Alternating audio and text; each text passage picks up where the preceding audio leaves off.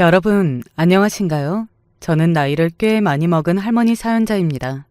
새삼스러운 이야기입니다만 세상 사는 모습이 참 좋아졌고 정말 많이 발전했어요. 그렇지 않나요? 손바닥 크기의 휴대폰으로 지구상의 모든 나라가 지금 어떻게 돌아가는지 찾아보고 확인할 수 있다니 너무나도 신기한 세상입니다. 아주 획기적일 정도로 과학기술이 발전을 하여서 살기 편해진 세상이기 때문에 이렇게 놀라운 시대가 도래하였을 때 제가 다 늙은 할머니라는 것이 어찌 보면 서글프고 한편으로는 서운하기도 해요. 왜 좀 더 이르게 이런 시대가 찾아올 수 없었을까? 지나가 버린 나의 세월들이 참 아깝고 불쌍하기도 하다. 이런 생각들이 들거든요. 나이든 육신을 따라서 제가 정신도 나약해졌나 봅니다. 살기 좋게 발전한 세상 속에서 제가 늙어버린 점을 문득 생각할 때면 씁쓸해지네요. 그러나 초연하고 의연하게 저의 지난 인생과 앞으로의 남은 인생을 바라봐야 할 것을 저 스스로는 알고 있습니다. 그렇게 받아들이며 사는 것이 인생이더라고요. 흔히 100세 시대라고 떠들지만 저는 정말로 100세까지 살고 싶은 마음도 사실은 없고요. 다만 멋진 세상이 왔으니 제가 죽는 그 순간까지 두 눈이 잘 보이고 치매가 안 오기만을 바랄 뿐입니다. 아마 저같이 소박하지만 너무 간절한 이런 소망을 품고 계신 나이 많이 잡수신 분들이 꽤 계실 거예요. 제가 요새는 복지관 선생님을 통해서 컴퓨터도 조금 배우는 중인데 이런 즐거움이라도 오래 누린다면 그게 말년의 기쁨일 것이고요. 마음씨 좋은 선생님 덕분에 사연도 작성할 수 있으니 아주 감사합니다. 이 늙은이가 초장부터 주저리 말이 많았습니다.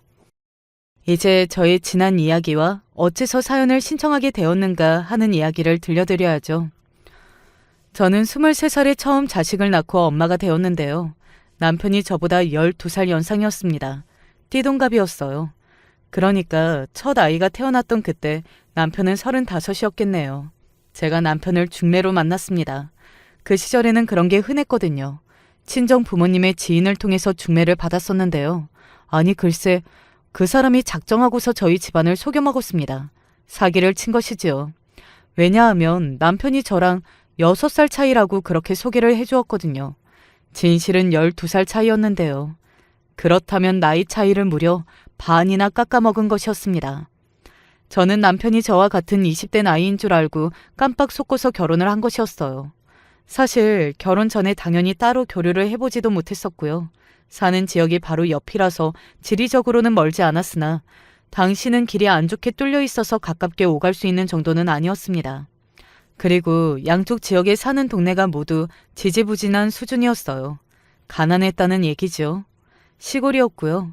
아무튼 저는 나이 차이를 깜빡 속아서 결혼한 제 자신이 너무 바보 같았고 수치스럽기까지 했습니다. 남편이 만약에 어려 보이는 그런 얼굴이었다면 박박 우겨서 어떻게든 더 속여보았겠으나 애석하게도 동안 인상과는 거리가 있었거든요. 가난하게 못 살던 그 시절 시골집에서 살던 남자의 외모가 어땠을지 대략 상상이 가시죠. 그런 남자의 나이를 그렇게나 깎아서 속였다니 에라이 정말 못쓸 인간들 같으니라고. 제가 이렇게 세월이 많이 흘렀음에도 그때만 생각하면 기가 차서 헛웃음이 저절로 흘러나옵니다. 이런 정신 나간 집구석 인간들을 내가 다 가만두지 않겠어. 내가 그 미친 집구석을 다 엎어버릴 거야. 가만두지 않겠어. 절대로 그냥은 못 넘어가. 속았다는 것을 아시고서 그때 친정아버지께서는 열이 잔뜩 나셨습니다. 남편이며 시댁 사람들이며 그냥 다 그때 친정아버지께서 다 죽이겠다고 길길이 날뛰셨었네요.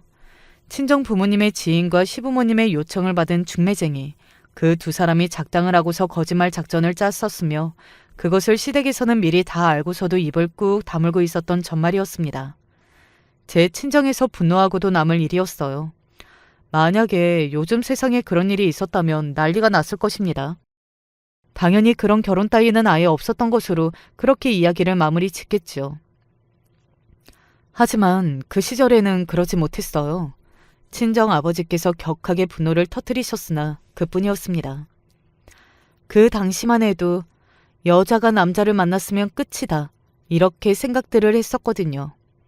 작은 지역이었고 도시의 번화가 같은 동네와는 차원이 달랐기 때문에 더욱 사고방식이 좁혀져 있었기도 했습니다.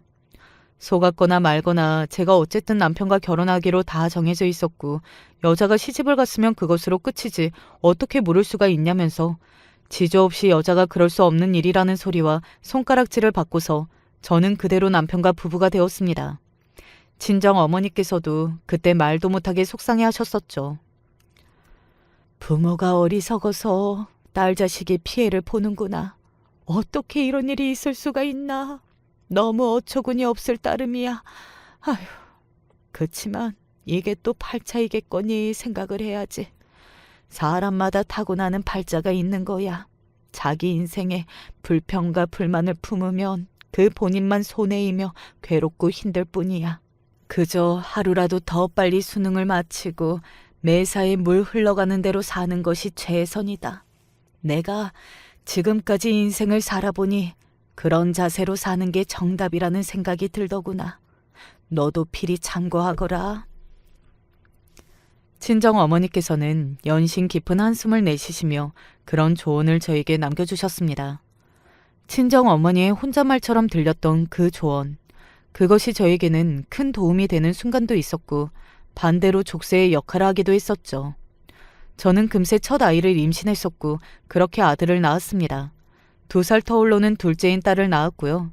아들과 딸은 어려서부터 많이 달랐습니다. 아들은 갓난아기 적부터 거의 울지를 않았어요. 원래 이렇게 아기가 얌전하고 순둥하고 잘 안 부채고 잠도 잘 자는지 아주 신기해서 믿어지지 않을 정도였었죠. 크게 울거나 울음을 좀처럼 안 그치는 때도 있기는 했었으나 매우 드물었습니다. 한마디로 정말 순한 아기였어요. 그와 정반대로 딸은 잘 울었습니다. 무슨 갓난아기가 그렇게나 울음통이 컸던지 모르겠어요. 아주 잘 울었고 그만큼 예민했습니다. 기질이 예민하니까 별거 아닌 상황에도 금세 울음을 터뜨렸던 거예요. 울 때 얼른 제대로 달래주지 않으면 정말 끝을 모르고서 거의 발작을 하듯이 울었던 아기가 바로 딸이었습니다.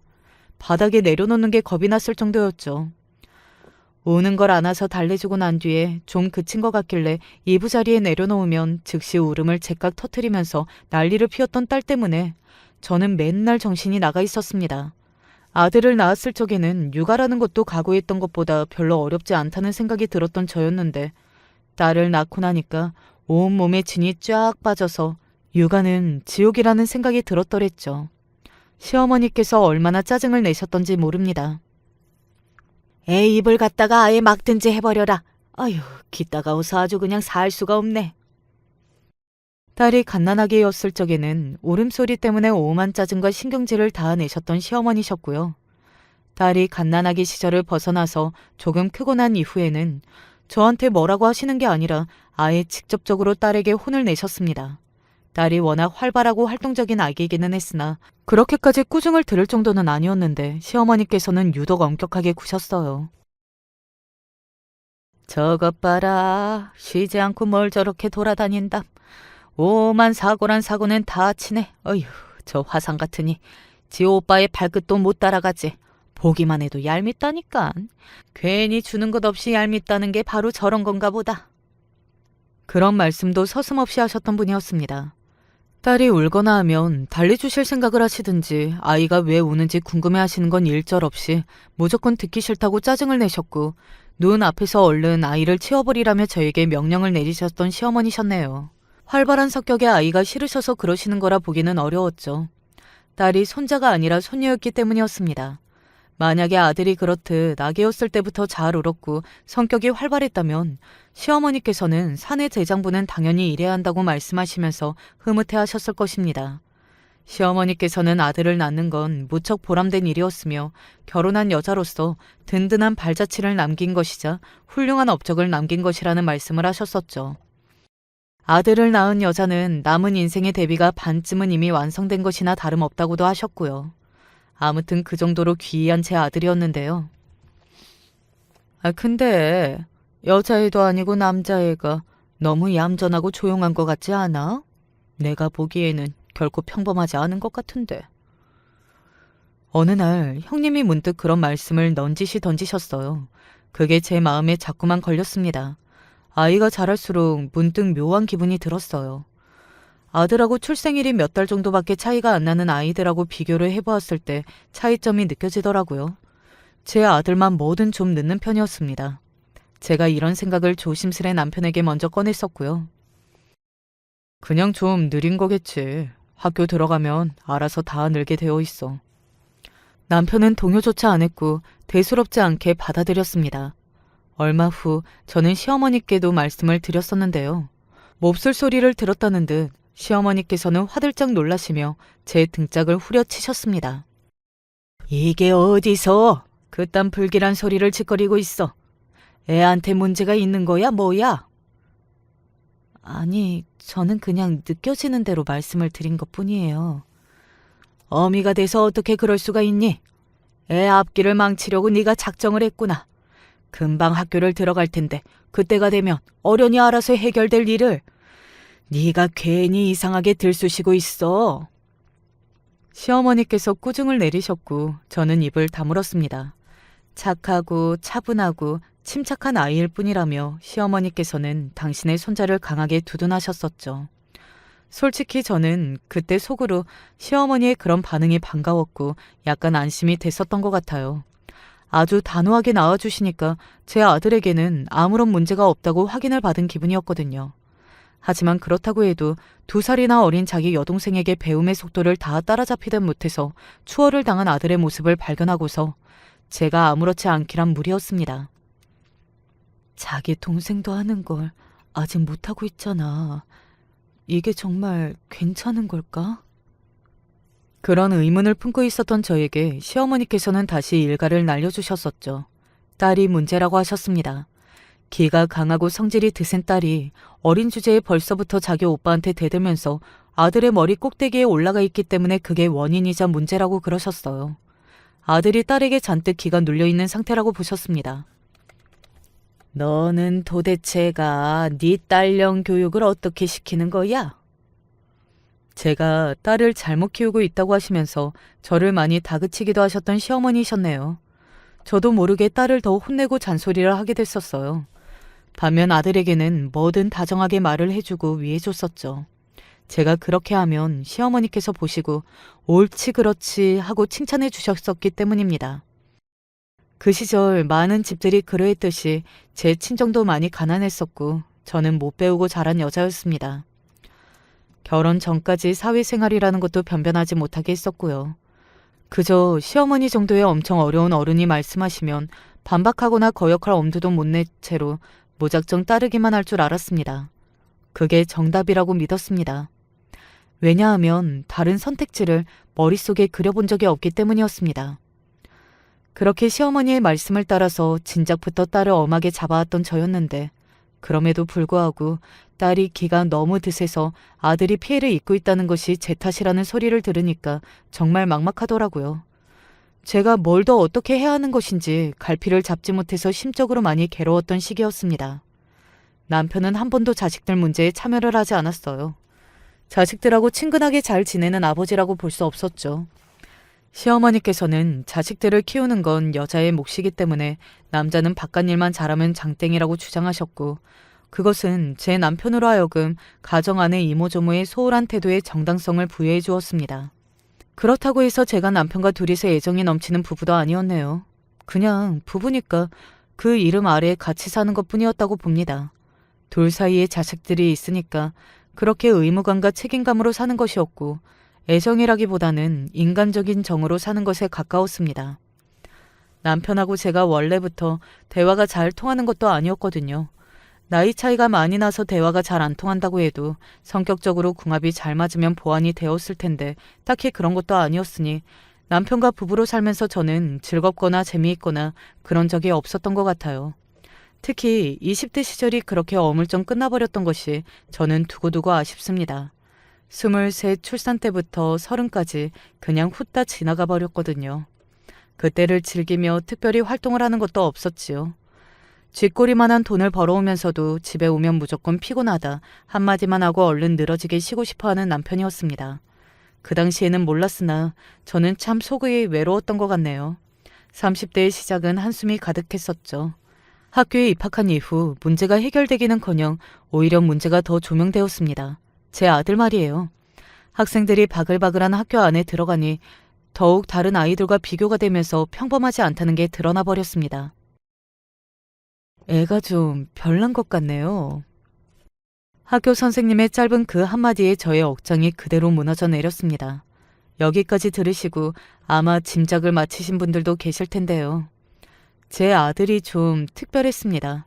요즘 엄마들 같았다면 아마 빠르게 아이를 병원에 데려갔을 것이고 전문 기관들을 돌며 아이를 위해서 힘을 썼겠죠. 아이가 발달장애를 가지고 있다는 것을 미리 알았을 테고요. 하지만 저는 그러지 못했습니다. 솔직히 고백하자면 당시에는 발달장애라는 제안은 진단명 자체를 알지 못했었고요. 다만 그저 약간의 장애 같은 게 있어서 다른 아이들과 똑같지는 않구나, 뭔가 다르구나, 이런 걸 체감하고 경험이 받아들이며 인정을 했을 뿐이었습니다. 이게 다 네가 애를 잘못 낳아서 그렇다. 애를 뱃속에 품고 있었을 때 그때 네가 무슨 잘못된 행동을 한 것이었겠지. 처음에는 전혀 받아들이지 않으셨던 시어머니께서는 당신이 부정해봤자 당신의 손자가 정상의 범위에서 살짝 벗어나 있다는 절대적인 사실 자체가 바뀌지 않는다는 걸 결국 알게 되셨고, 그때가 되자 저에게 원망의 화살을 돌리셨습니다. 고학년으로 올라간 아들이 더욱더 학교 생활과 교우 관계에 적응이 어려워하던 시기였죠. 어머님, 그게 어떻게 저의 탓이에요. 제 잘못이 아예 없다고는 말씀드리지 않겠습니다. 제가 낳은 아이이고 제가 엄마니까요. 하지만 제가 혼자 아이를 만들어서 낳은 것도 아니었고 제가 혼자서만 아이를 키운 것도 아닌데 그렇게 말씀하시면 저는 정말 어떻게 해야 할지 모르겠습니다. 뭐야? 지금 네 말은 그렇다면 애 아빠도 잘못이 있다는 거니? 애를 둘이서 같이 만들었으니까 그럼 애 아빠한테도 탓이 있다. 그런 거로 내 아들이 잘못이다. 애 키울 때 내가 거들고 참견했으니까 나한테도 잘못이 있는 거라고. 네가 결국은 그 소리들을 하고 싶은 거로구나. 울기만 하면 다야? 아무리 운다고 해도 그딴 개소리를 하면 내가 봐줄 것 같아? 저는 심적으로 너무 괴로워서 솔직하게 심정을 담아 말씀드린 것뿐이었는데 시어머니께서는 더욱 노발대발하시며 눈이 뒤집으셨고 결국 저는 그 자리에서 뺨을 몇 차례 얻어맞았습니다. 제가 맞는다는 것을 알고는 남편은 슬쩍 겉옷을 챙겨서 소리 안 나게 집을 나가더군요. 자리를 완벽히 피하는 중이었습니다. 그런 남편의 뒷모습을 발견하고 제가 더욱 서러운 눈물이 흘렀습니다. 할머니, 우리 엄마 왜 때려요? 할머니는 왜 맨날 그렇게 인상 쓰고 화만 내고 소리만 질러요? 할머니가 제일 잘못이 많아요. 그때 딸이 씩씩거리며 다가와서 대들었습니다. 그러자 시어머니께서 열이 받아서 얼굴이 벌겋게 달아오르는 모습이 보였고 당장이라도 제 딸을 후려치실 기세였어요. 그래서 저는 먼저 선수를 쳤습니다. 너 지금 어른 앞에서 태도가 그게 뭐야? 누가 할머니한테 그렇게 행동하래? 너 정말 혼나고 싶어서 이래? 나는 엄마를 도와주고 싶어서 그런 건데. 누구 마음대로 그런 생각을 해? 네가 이러는 건 엄마를 도와주는 게 아니라 힘들게 하는 거야. 너 진짜 똑바로 행동 안 하지? 언제 철이 들래? 저는 괜히 소리를 크게 치면서 딸의 엉덩이를 몇 대 손바닥으로 때렸습니다. 그러자 딸이 화가 잔뜩 나서는 울면서 저랑 시어머니를 번갈아 쏘아보더니 휙 자리를 피했었죠. 시어머니께서는 혀를 끌끌 차시면서 욕심 많고 성질이 드센 딸이 자기 오빠의 길을 일찍이 잡아 누르고 꺾지만 않았어도 아들의 상태가 훨씬 나았을 것이라고 말씀하셨습니다. 진심으로 그렇게 생각하시면서 몹시 더 안타까워하시는 얼굴이었죠. 침을 잘 놓는다는 요옹한 의원, 머리를 맑게 해주는 한약을 다린다는 곳, 정말 어디든 그럴싸한 이야기가 들려오는 곳이면 다 갔었던 듯 싶습니다. 아들을 위한 일이었기 때문에 쪼들리는 형편 속에서도 그런 것에 쓰는 시간과 돈을 아까워하지 않았어요. 지금 생각하면 그게 다 무지에서 비롯된 행동이었죠. 하지만 그 시절에는 뭘 몰라도 한참 몰랐던 때였으니까요. 그저 지푸라기라도 어떻게든 잡아보자는 심정이었죠. 그러나 그 어떤 방법도 아들을 낫게 할 수는 없었습니다. 아들은 남들과는 조금 다르게 이미 태어난 존재였고 아주 어렸을 적 전문기관의 처방을 따르는 게 유일한 방법이었을 텐데 그건 이미 놓친 지 오래였으니까요. 그러니 다른 친구들처럼 평범하게 교우 관계를 쌓고 학교 공부를 해내고 그런 것들이 아들에게는 전부 다 버거운 일 투성이었던 것입니다. 그나마 형님이 언지를 주셨기 때문에 제가 그때라도 뒤늦게나마 낌새를 눈치챘었던 것이지 만약 그런 것도 없었다면 저는 한참이나 더 지나서 아들의 상태를 알고 받아들였을 것이에요. 도움을 주셨다고 볼 수 있는 형님이었는데요. 안타깝게도 저와 오래 동서지간을 이어가지는 못하셨던 분입니다. 왜냐하면 제가 아들을 위해서 뭐라도 해보려고 여기저기 백방으로 다니며 헛되게 용을 쓰고 있었던 무렵 형님은 아주버님하고 아주 크게 부부싸움을 하셨거든요. 알고 보니까 제가 짐작했던 것보다도 훨씬 더 시어머니와 형님 두 분의 고부관계는 좋지 못했었더라고요. 형님이 시어머니를 향해서 깊은 앙금을 품고 계셨던 건데요. 형님이 그래도 꾹 참으며 살아오셨는데 어느 날 친정에 갑자기 일이 생기셨던 것입니다. 형님의 친정은 먼 지역이었고요. 형님은 당연히 친정에 가보실 참이었는데 그때 시어머니께서 가지 말라고 막으셨습니다. 너무 단호하게 막으시더래요. 절대로 가면 안 된다고 엄포를 놓으셨고요. 그래서 형님은 시어머니께서 무슨 대단한 이유를 품고 계신 줄로 생각을 하셨던 것입니다만 실상은 그렇지가 않았습니다. 아무런 특별한 이유도 없었으나 그냥 며느리가 자기 친정에 쪼르르 가는 꼴을 보고 싶지 않다는 것. 그거 하나로 시어머니께서는 의미심장한 척을 하시면서 형님을 막으셨던 것입니다. 그걸 아신 형님이 머리끝까지 화가 나셨고 지난 세월 동안 축적되어 있었던 화까지 겹쳤습니다. 고부 갈등이 가시화되었죠. 당연히 그 불똥은 부부관계에까지 튀었고요. 제 남편이 모든 상황마다 발을 담그려 하지 않고 무작정 피하고 외면하고 모르는 척을 하면서 등을 돌리는 그런 인물이었는데요. 그 친형이라고 해서 대단히 달랐겠습니까? 그 형의 그 동생이었죠. 형제라고는 둘뿐이었고 게다가 연년생이었으니 거의 엇비슷했습니다. 아주버님 때문에 형님의 속은 진작에 다 터진 후였어요. 더 이상 못 참겠다며 형님이 날뛰셨고 아주버님은 나는 잘못 없고 당신이 왜 그러는지 전혀 이해 못하겠다는 한 가지 입장만 고수하셨습니다. 그래서 별거를 하게 되셨어요. 형님이 자식들을 데리고서 친정 근처로 가서 사셨고요. 거리가 멀어졌고 저는 형님과 만나는 게 불가능해졌죠. 그러다가 결국은 아주버님하고 이혼을 하셨습니다. 진작에 부부관계가 반쯤 끝나 있었으나 결정적이었던 건 별거 생활 도중에 아주버님이 바람을 피우신 일 때문이었어요. 그렇게 이혼을 하셨고 길게 잡아서 한 5년 정도는 형님하고 가끔 연락을 했었던 저였으나 그 이후로는 아예 끊겼습니다. 아주버님은 결혼은 안 하시되 동거하는 여자만 바뀌시는 걸로 그렇게 딴 지역으로 가서 사셨습니다.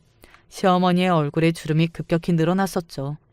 돌아가신 시아버지의 이야기까지 꺼내시면서 시어머니께서는 아주버님이 친탁을 강하게 해서 바람 기질이 있었던 것이라고 하셨고 이럴 줄 아예 예상을 못했던 것은 아니라며 앞으로 믿을 건 제 남편뿐이라고 그러셨습니다.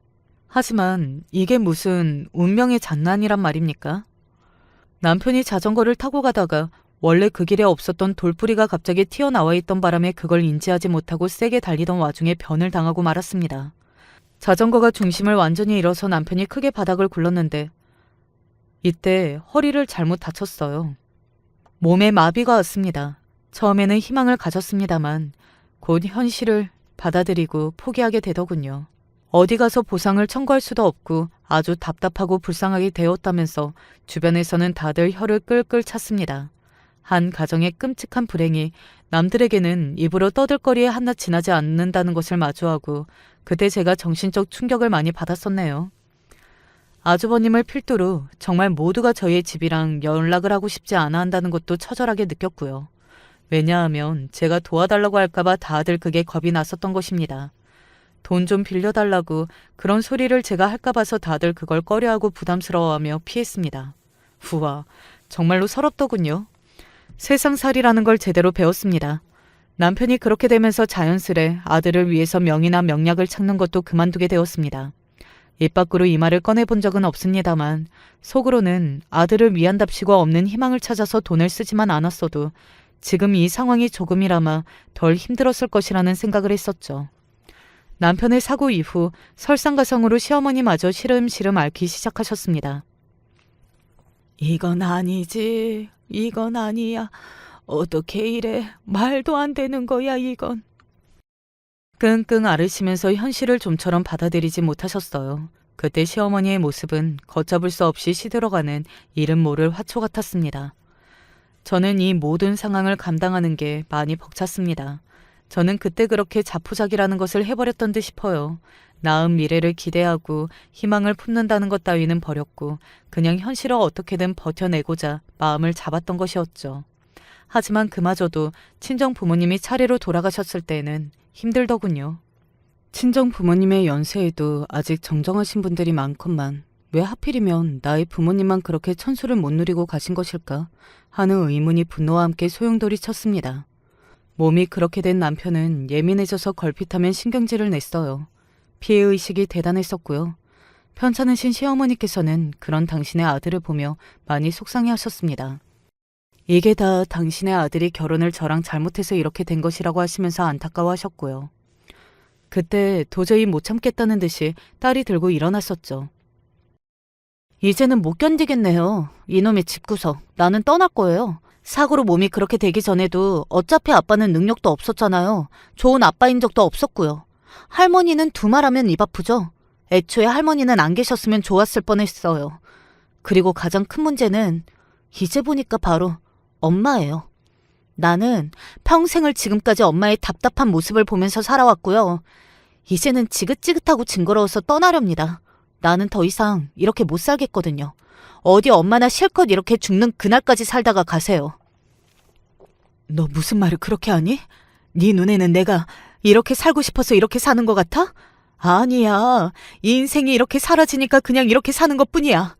너만 힘든 거 아니니까 제발 철없는 소리 좀 그만해라. 너는 다 커서도 어쩜 이렇게 철이 안 드니?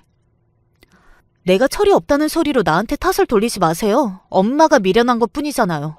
용기 하나 없고 똑똑하지 못한 것뿐이면서. 그래서 그냥 그렇게 사는 것뿐이면서 괜히 이런저런 말로 포장하지 마시라고요. 저는 그때 심장이 쿵 내려앉아서 딸의 뺨을 때리고 말았습니다. 그러자 딸이 쓰게 웃으면서 이렇게 말을 하더군요. 제가 아들의 뺨은 못 때려도 딸의 뺨은 때린다고요. 그게 바로 자기가 집을 나가고 싶은 본질적인 이유라고요. 그러고 나서 이틀 뒤에 딸은 자기 짐을 싹 챙겨서 새벽에 집을 나갔습니다. 성인이 된 딸은 대학 대신에 직장을 다니고 있었습니다. 집에 돈을 보태야 했으니까요. 진작에 대학은 포기한 지 오래였었고요. 사실 딸이 저에게 한 말 중에 틀린 게 없었습니다. 저의 잘못이었어요. 아들은 저에게 아픈 손가락이었으나 딸은 그렇지 않았다는 사실을 스스로 인정하고 받아들이며 저는 피눈물을 흘렸습니다. 남편은 저더러 제가 딸년을 잘못 키웠다고 했습니다. 시어머니께서는 집을 나가고 직장도 관두고 아예 사라진 딸이 배은만덕한 죽일년이라고 하셨습니다. 숨이 턱턱 막히더군요. 집안이 감옥이었습니다. 어느덧 20대 중반이 된 아들은 단순 작업만 반복하는 작은 공장에 다니면서 자기 앞가림을 시작하여 그나마 저를 안심시켰습니다. 몸이 그러하니 점점 더 포악해져가는 남편과 죽을 날이 가까우셨는지 헛소리를 점점 심하게 하시는 시어머니, 그리고 대체 어디서 뭐라고 사는 건지 걱정이 되는 딸까지 저는 미칠 것만 같았는데 그래도 아들이 자기 생활을 오롯이 하고 있다는 것과 그러면서 작은 기적처럼 결혼 상대를 만났다는 것이 저에게 유일한 기쁨이 되어주었습니다. 며느리는 아들보다 한 살이 적었어요. 또래라서 무척 두 사람의 그림이 좋아 보이더군요. 또한 며느리는 집안의 장녀였는데 형편이 어려웠기 때문에 일찍이 집안일을 많이 해왔고 사회생활도 남들보다 일찍 시작한 경우였습니다. 야무진 모습이 마음에 들었어요. 말하는 게 좀 어눌하고 가끔 무슨 생각을 하는 건지 모를 때가 많지만 그럼에도 사람이 너무 착하고 순수해서요. 그래서 끌렸어요. 제 아들을 이렇게 봐주는 아가씨가 다시 또 나타날까 싶었습니다. 놓칠 수 없겠더라고요. 그래서 제가 아주 적극적으로 결혼을 밀어주었습니다. 얼른 살림 차리고 둘이서 살라면서 등을 떠밀었더랬죠. 그때 시어머니께서 상태가 많이 안 좋으셨고 남편 또한 솔직히 언제 잘못해도 이상하지 않았기에 아들 또한 하루빨리 가정을 꾸려서 좋은 모습을 보여주고 싶었습니다. 그렇게 아들 며느리 부부가 작은 공간에 신혼살림을 차렸고요. 며느리의 임신 소식까지 아시고서 시어머니께서는 눈을 감으셨었죠. 유언도 제대로 못 남기시고 그대로 그냥 떠나셨어요. 그렇게 기세가 등등하셨던 분인데 돌아가실 땐 너무 초라했었죠. 인생이 뭘까 싶더군요. 같은 해에 제가 손자를 얻어 할머니가 되었기에 더욱 심정이 미묘했던 것 같아요. 눈에 넣어도 아프지 않을 귀여운 손자였고 옛날에 제가 아들과 딸을 차례로 낳고서 키우던 시절이 떠올라서 가슴이 먹먹해지기도 했었습니다. 태어난 손자를 보니 미래를 보며 나아갈 다짐이 들었습니다. 하지만 인생의 굴곡은 거기서 끝이 아니었더라고요. 고작 3살배기 어린 자식을 두고서 며느리가 집을 나갔습니다. 동네 사람 한 분이 넌지시 일러주기를 몇 달 전부터 며느리가 웬 낯선 남자하고 팔짱을 끼고 다니는 걸 목격하셨다면서 암만 해도 바람이 난 것 같다고 하셨죠. 하늘이 노래지더군요. 겨우겨우 며느리의 친정집을 찾아갔었어요.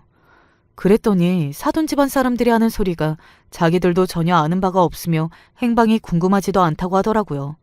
이 집구석도 정말 보통이 아니라는 생각이 들었습니다. 달리 방도가 있나요?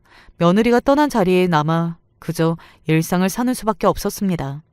며느리가 사라지고 2년 후에 아들과 이혼을 했어요. 아들을 며느리가 몰래 찾아왔었고요. 이혼 합의 도장까지 싹 받아갔었죠. 며느리는 그때 제 아들에게 이혼을 안 해주면 어린 손자를 자기가 어떻게 해버릴 것이라는 식으로 말을 하면서 겁을 주었습니다. 아들은 깜짝 놀라서 손자를 지키기 위해서 순순히 이혼 절차를 따랐던 것이고요.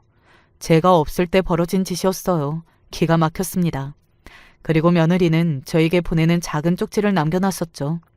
내용인 즉 아이를 잘 키워달라. 아이가 엄마를 찾지 않게 해달라. 나는 내 삶을 찾겠다. 연민과 동정심으로 홧김에 결혼했던 걸 후회했다. 아이가 자기 아빠를 닮아서 어리숙하고 모자랄까봐 걱정이 돼서 마음 졸이느라 마음껏 예뻐해주지도 못했다.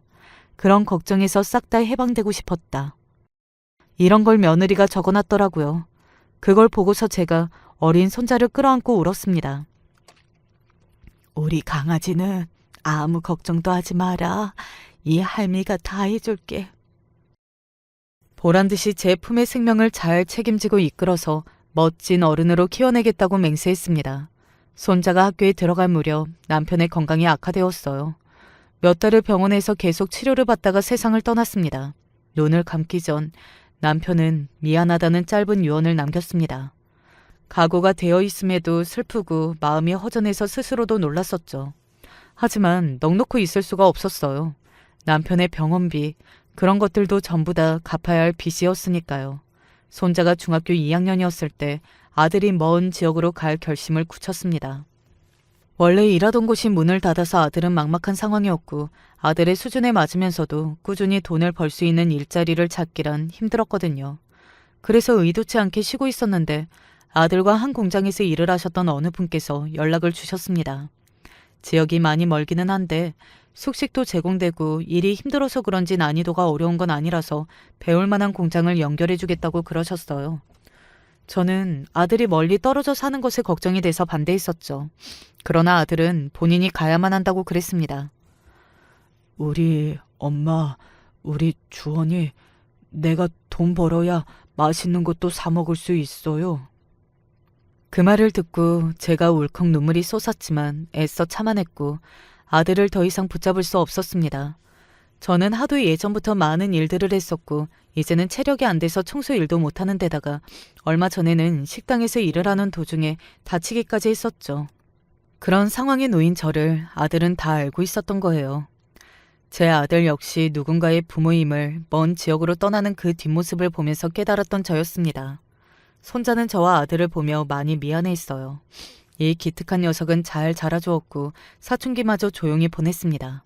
집이 가난한 것, 엄마가 없는 것, 아빠가 조금 특별한 사람인 것, 이런 것들을 원망할 법한 사춘기 나이였음에도 손자는 그저 의젓하기만 했었어요.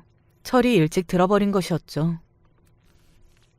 할머니, 제가 이 다음에 꼭 성공해서 할머니 호강시켜 드릴 거예요.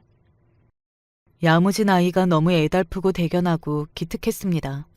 일찍이 공부에 흥미를 붙이면서 본인이 노력을 아주 많이 했어요.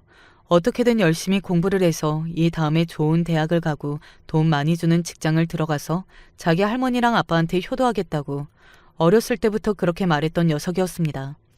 형편은 쪼들려도 그래도 제가 손자한테는 돈을 아끼는 법이 없었죠. 특히 배우고 싶은 걸 못 배우는 일이 있을까봐 그게 염려가 돼서 신경을 많이 썼었습니다. 손자가 중학교 3학년 때는 입시학원 한 곳을 다니도록 제가 그렇게 해줬었고요. 할머니, 죄송해요. 제가 부족한 과목이 없었으면 학원을 안 다녀도 됐을 텐데. 그렇게 말할 것 없어. 우리 똥강아지가 학원 다니면서 친구들하고 더 친하게 지내고 있는 거 할미가 다 알아. 학원 다니는 모습이 얼마나 보기 좋은지 몰라. 사실 학교에서 미처 못 배운 것들을 학원 다니면서 추가로 더 배울 수 있어서 재미있어요. 학원에서 친구들하고 이야기하는 것도 좋고요. 그런데 저 때문에 할머니가 너무 고생하시는 것 같아서 그게 마음에 걸려요. 아빠도 저만 없으면 그렇게 멀리까지 가서 안 지내도 되셨을 거예요. 왜 그렇게 생각하니? 너는 내 손자야. 내 핏줄이야. 내가 책임지는 게 당연한 거고 네가 잘하는 걸 보는 것이 내 인생의 가장 큰 즐거움이야. 그리고 네 아빠도 어른으로서 당연히 사회생활을 하는 것뿐이니까 네가 미안해할 문제가 전혀 아니란다.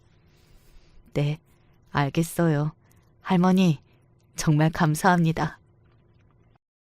눈물이 그렁그렁해서 웃는 이 잘생긴 얼굴이 누구 집 손자인지 정말 잘났더라고요. 기특한 손자는 고등학교도 잘 갔습니다. 그리고 손자의 담임선생님이 저한테 알려주시기를 수업 태도가 항상 바르고 공부에 의욕이 넘치고 대학 욕심까지 가지고 있어서 흠잡을 구석이 없고 앞으로 계속 기대가 되는 학생이라고 그러셨어요. 제가 그 이야기를 듣고 아들한테 전화를 해서 알려주었고요. 전화기를 붙들고서 저도 울고 아들도 울었더랬죠. 제가 폐지를 줍기 시작한 건 그 무렵의 일이었습니다. 사실 그 이전부터 폐지 줍는 일에 눈독을 들이고 있었는데 그게 이미 고정으로 하고 계시는 분들이 존재해서 끼어들기가 쉽지 않았거든요. 그렇다고 폐지를 줍겠다고 머나먼 동네로 찾아 나서는 것은 말이 안 되었고요. 그런데 나이 지긋한 어떤 어르신께서 눈치를 다 채시고 어느 날 저에게 폐지 줍는 일을 알려주셨습니다. 이것도 다 경쟁인데 저한테 알려주시고 이러셔도 괜찮을까요? 대수다. 나는 이제 얼마 안 남은 몸인데 욕심을 부려서 뭘 하겠나. 그렇게 말씀하시며 이것저것 알려주셨던 어르신은 며칠 뒤에 갑자기 돌아가셨습니다. 아마 당신의 운명을 예감하셨던 게 분명했죠.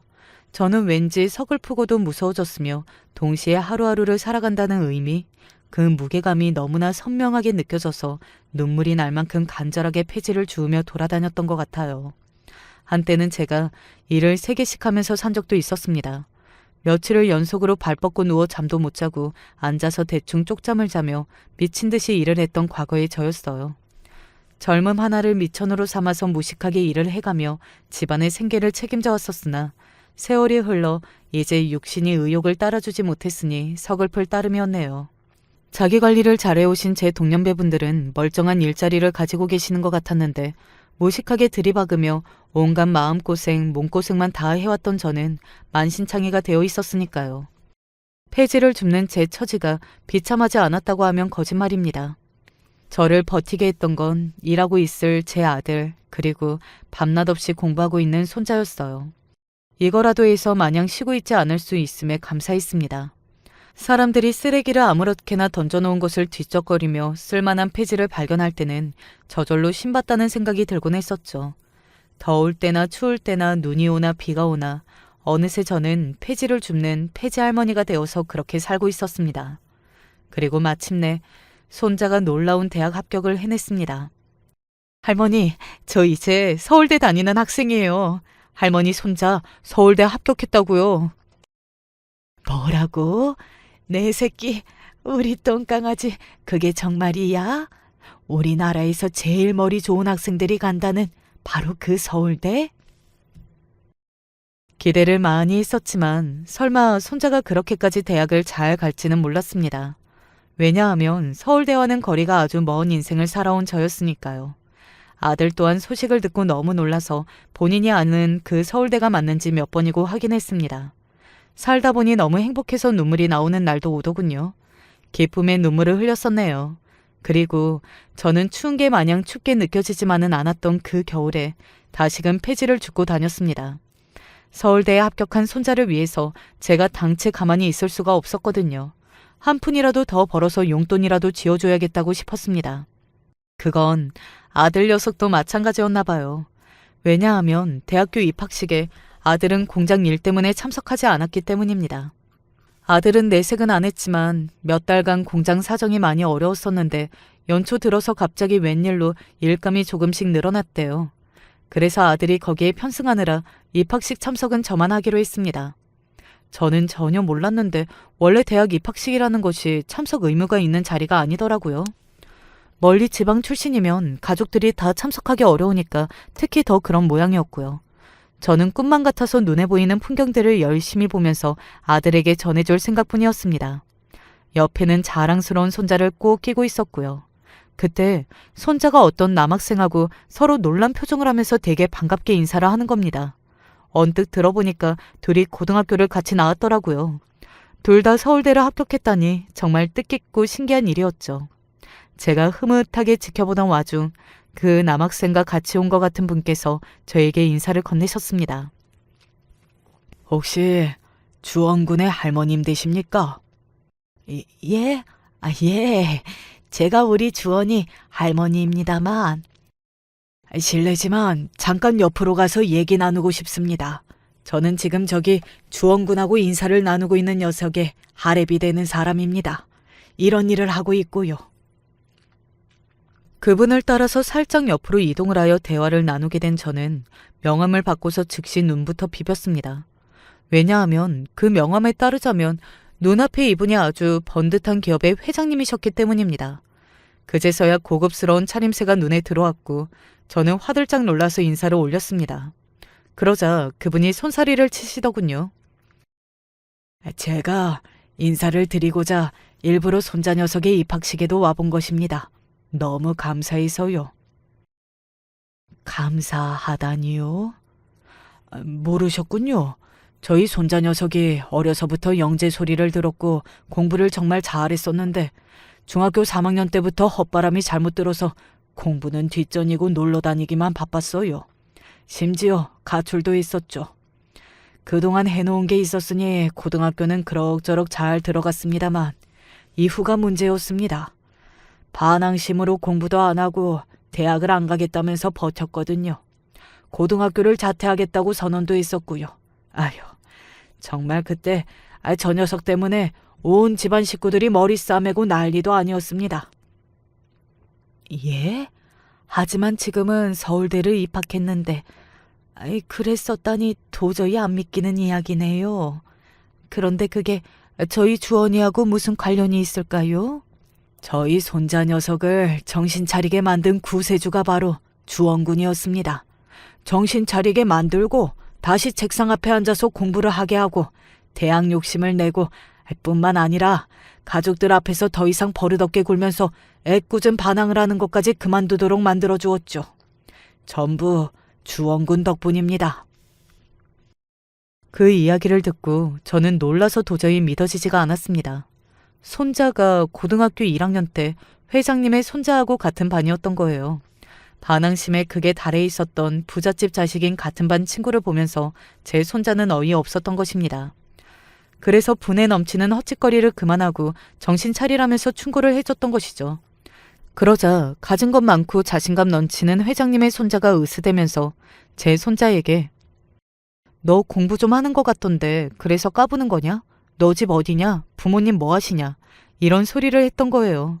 거기에 대고 있는 그대로 대답했다던 제 손자가 정말 놀라울 따름입니다. 엄마는 안 계시고 아빠는 멀리 지방에서 공장 다니시는데? 뭐? 그럼 너는 집에서 혼자야? 아니, 할머니 계시는데? 아, 그럼 할머니가 돈이 좀 있으시구나? 우리 할머니 폐지주우셔. 맨날 나가시는데 힘들게 폐지 모으시는 거에 비해서 돈은 정말로 얼마 안 돼. 그래서 내가 맨날 쉬는 시간에도 요점 정리하면서 공부하는 거야. 꼭 대학 잘 가서 성공할 거고 우리 할머니 그만 폐지를 줍게 해드리고 싶어. 회장님의 손자가 그때 너무 충격을 받은 거예요.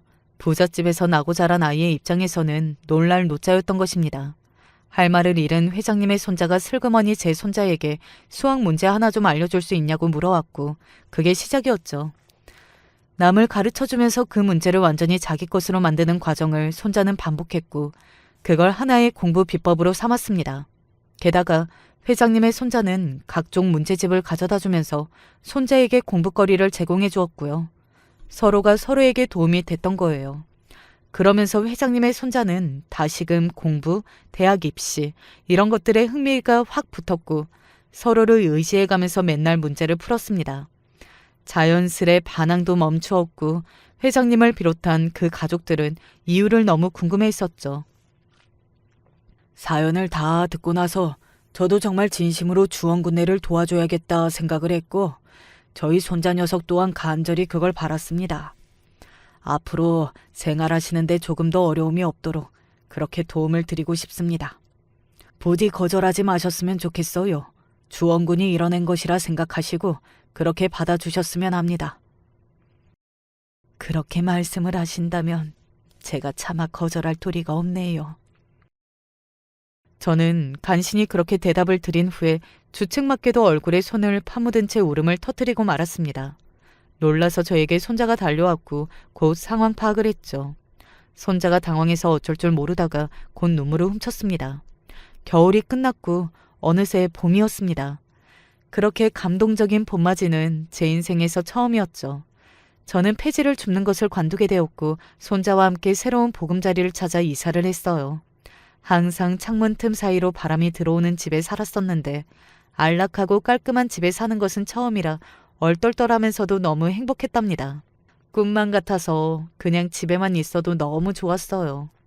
아들은 모처럼 바빠진 공장을 바로 비울 수는 없다며 몇 달간 더 일을 하고 그만두겠다고 했었죠. 저는 제가 생각하는 것보다 제 아들이 강인하고 단단한 사람이라는 것을 재차 깨닫게 되어서 마음이 뭉클해졌었네요. 그리고 저는 제 딸의 생각을 안 할 수가 없었습니다. 한시도 잊어본 일이 없었죠. 사실 그동안 용서받을 자신도 자격도 아무것도 없다고 생각을 해서 차마 딸을 찾아 만나볼 엄두를 못 냈습니다. 가슴앓이를 하는 것이 제가 받은 벌이라고 여겼고요. 하지만 생각지도 못한 일로 형편의 여유를 얻고 나니 이제는 딸을 찾아서 만나도 혹시 이런저라도 반겨주지 않을까 싶은 기대가 듭니다. 이런 고민으로 벌써 몇 년을 흘러보냈어요. 저 참 미련하고 바보 같죠. 저를 위하는 길이 아니라 딸을 위하는 길을 우선시하다 보니 계속 결단이 미뤄지고 말았네요. 제가 과연 어떻게 하는 쪽이 딸을 진정으로 위하는 길일까요? 인간관계라는 것은 본인도 노력하고 상대 역시 괜찮은 사람을 만나게 된다면 그럭저럭 유지는 되는 것 같아요. 그렇게 아름답게 남는 관계도 있지만 각 사람의 성향에 따라서 안 맞기도 하고 어딜 가든 쉽게 섞일 수 없는 위험한 사람도 있는 것 같습니다. 그러니 어른들이 옛날부터 사람 사귀는 걸 조심해야 한다고 하셨나 봐요. 부모 형제는 선택할 수 없음에도 불구하고 요즘엔 대차게 끊어내는 사람들이 있는데 하물며 남인 친구 관계는 더 그렇다고 생각됩니다. 제가 이런 글을 쓰게 된 것은 그 말을 크게 귀담아 듣지 않았기 때문인 걸까요? 아무리 사람 관계가 어렵다고 해도 전 어느 정도 자신이 있었어요. 진심을 갖고 대한다면 그걸 알아줄 사람들은 분명히 있고 저 역시 잘 대처하고 관계를 만들 자신이 있었기 때문에 누구에게나 열린 태도로 대하게 되었고요. 사실 현재 결혼한 지 1년이 채 되지 않았는데 현재 만난 와이프 역시 제가 무한 신뢰를 했고 와이프 역시 저를 무척이나 믿어주면서 지금까지 왔었어요. 직장 생활을 하는 동안 만나게 된 아내는 머리도 좋고 예쁘고 어딜 가나 사랑받는 사람이었어요. 저 역시 남자로서 적지 않은 호감을 갖고 있었고 그렇기 때문에 꽤나 티날 정도로 구애를 했었어요. 저 말고도 나름 신호를 보내는 남자들이 꽤 있었던 것 같지만 입사 이후에 딱히 누군가를 만나는 것 같진 않더라고요. 그러던 어느 날 그녀가 먼저 저에게 말을 걸어온 게 아니겠어요? 구내식당에서 먼저 같이 앉아서 밥을 먹어도 되겠냐고 묻기에 얼마나 놀랐는지 몰라요. 아, 저랑요? 네, 앉으세요. 감사해요. 게다가 다른 남자 직원들도 엄청나게 쳐다보면서 다들 당장 불이라도 지를 것 같은 인상이더라고요. 그런 것들을 신경 쓰기에 제 가슴은 너무나 콩닥콩닥 거렸기 때문에 일단 그냥 앉으란 말밖에 할 수 없었어요. 그렇게 저는 밥이 코로 들어가는지 입으로 가는지 전혀 구분도 못할 지경인 식사를 마치고 그날도 저녁에 체해서 누워 있었답니다. 몸이 안 좋아서 누워 있으면서도 왜 이날 갑자기 그녀가 적극적으로 변한 건지 이해할 수가 없었는데요. 얼마 안 가서 심지어 전화까지 온 게 아니겠어요? 수신 번호에 그녀 이름이 뜨는데 정말 손이 달달 떨려서 아무것도 할 수가 없었지만 어찌되었건 겨우 받아보게 되었어요. 저 혹시 시간 되시나요? 이번에 진행하는 프로젝트가 있는데 어떻게 해야 할지 너무 답답해서요. 아까 말씀하시는 거 들어보니 우리 집도 가까운 것 같은데 중간에서 뵐 수 있을까요? 네? 네, 괜찮아요. 그럼 어디서 만날까요? 이날 낮에 저에게 말을 걸었던 것은 우연히 프로젝트 멤버로서 겹치게 되면서 질문이 있었던 것 같긴 했어요. 이 전화를 받고 나니 비로소 낮에 했던 대화들이 겨우 생각나더라고요. 배가 아리아릿하고 아파오긴 했지만 그래도 일단 그게 대수인가요? 전 당장 제가 그쪽으로 가겠다고 하고 차키를 들고 뛰어나갔어요. 가는 길에 소화제를 하나 사 먹고 잽싸게 운전해서 갔고 도착해서도 한창 상황 진행에 대해서 열심히 설명을 하면서 가슴이 두근거려 어쩔 줄 몰랐답니다. 다행히 제가 좀 알고 있는 분야였기 때문에 별로 걱정이 없던 부분이었는데 마침 그걸 그녀가 물어온 덕에 한참을 자신 있게 가르쳐 줄 수 있었어요. 오늘 너무 잘 알려주신 것 같아요. 고마워요. 일 때문에 몇 번 만남을 갖게 되었는데 이성적인 감정을 갖고 떨려서 어쩔 줄 몰라 하는 저와 달리 아내는 무척이나 편해 보이더라고요. 나중에 프로젝트를 마치고 난 뒤에는 둘이 감자탕도 먹으러 가고 삼겹살도 먹으러 다녔답니다. 이런 걸 볼 때 딱히 저한테 연애 감정이 있는 것 같진 않아 보였어요. 이런 부분을 중학교 시절부터 20년 지기인 친구 녀석에게 말을 했더니 무척 답답해하면서 한마디 하더라고요. 명준아, 세상에 어떤 여자가 관심 없는 남자랑 같이 그렇게 시간을 보내겠냐? 네가 얼른 티를 내서 어떻게든 들이대봐.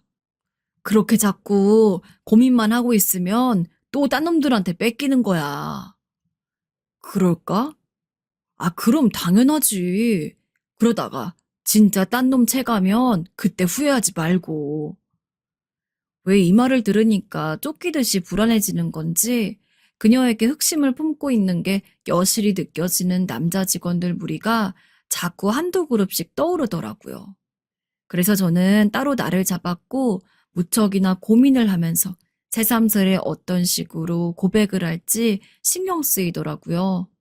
결국 저는 그녀와 한강에 가서 치킨을 먹으면서 약간은 떨리는 마음으로 말을 했어요.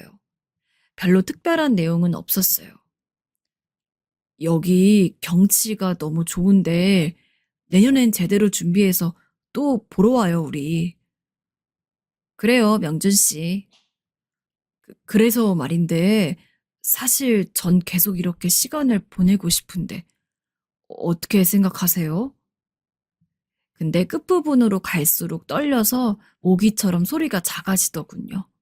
지금 생각해봐도 솔직히 너무 창피하긴 했지만 진짜 제 얼굴이 어지간히 빨개졌던 모양이에요. 왜냐면 이 말을 듣고 한참 제 눈을 바라보던 그녀는 대뜸 제 얼굴 얘기부터 꺼냈거든요. 근데 명준 씨 얼굴이 너무 빨갛다. 그렇게 창피해? 땀도 엄청 흘리네, 이거. 보는 내가 다 창피해서 못 견디겠네. 얼른 여기 물이라도 마셔. 그러면서 생수병을 건네는 그녀의 얼굴을 보니 이렇다 저렇다 말이 없길래 차인 줄 알고 눈을 못 쳐다보겠더라고요. 그런데 순간 그녀가 제 손을 살며시 잡더니 자기도 계속 저랑 만나고 싶다는 겁니다. 내가 제대로 듣고 있는 게 맞는지 실감이 나지 않았어요. 나도 명준 씨랑 있으면 너무 편하고 좋아. 사람이 참 착하고 재밌는 구석도 있고 같이 여기저기 가보고 싶어. 명준 씨는 내가 그렇게 좋아? 이런 말을 하면서 천사같이 생글거리는 그녀가 어찌 사랑스럽지 않을 수 있을까요?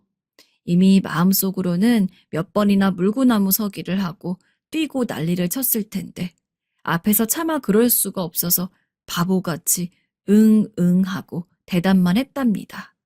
사춘기 소년처럼 왜 그렇게 신나던지 그만큼 그녀를 너무 좋아했기 때문인 것 같아요. 이후로 저는 회사에 같이 일하는 직원들에게도 그녀를 내가 찍어놨다는 것을 알리기 위해 카톡 사진에도 크게 커플 사진을 올려두었어요. 이것도 다 여자친구로부터 허락을 받은 것이었고요. 얼마든지 그렇게 해도 된다. 자기는 회사의 연애 사실이 알려져도 일하는데 전혀 타격이 없으니 괜찮다는 거예요. 그래서 저도 즉각 올렸고 얼마 안 가서 저는 회사에서 대역 죄인급으로 수배가 되었더라고요. 소문은 금세 여기저기 타고 흐르게 되었고 그런 미녀 직원을 바로 채가서 사귄다며 질투 어린 말들이 난무하게 되었어요.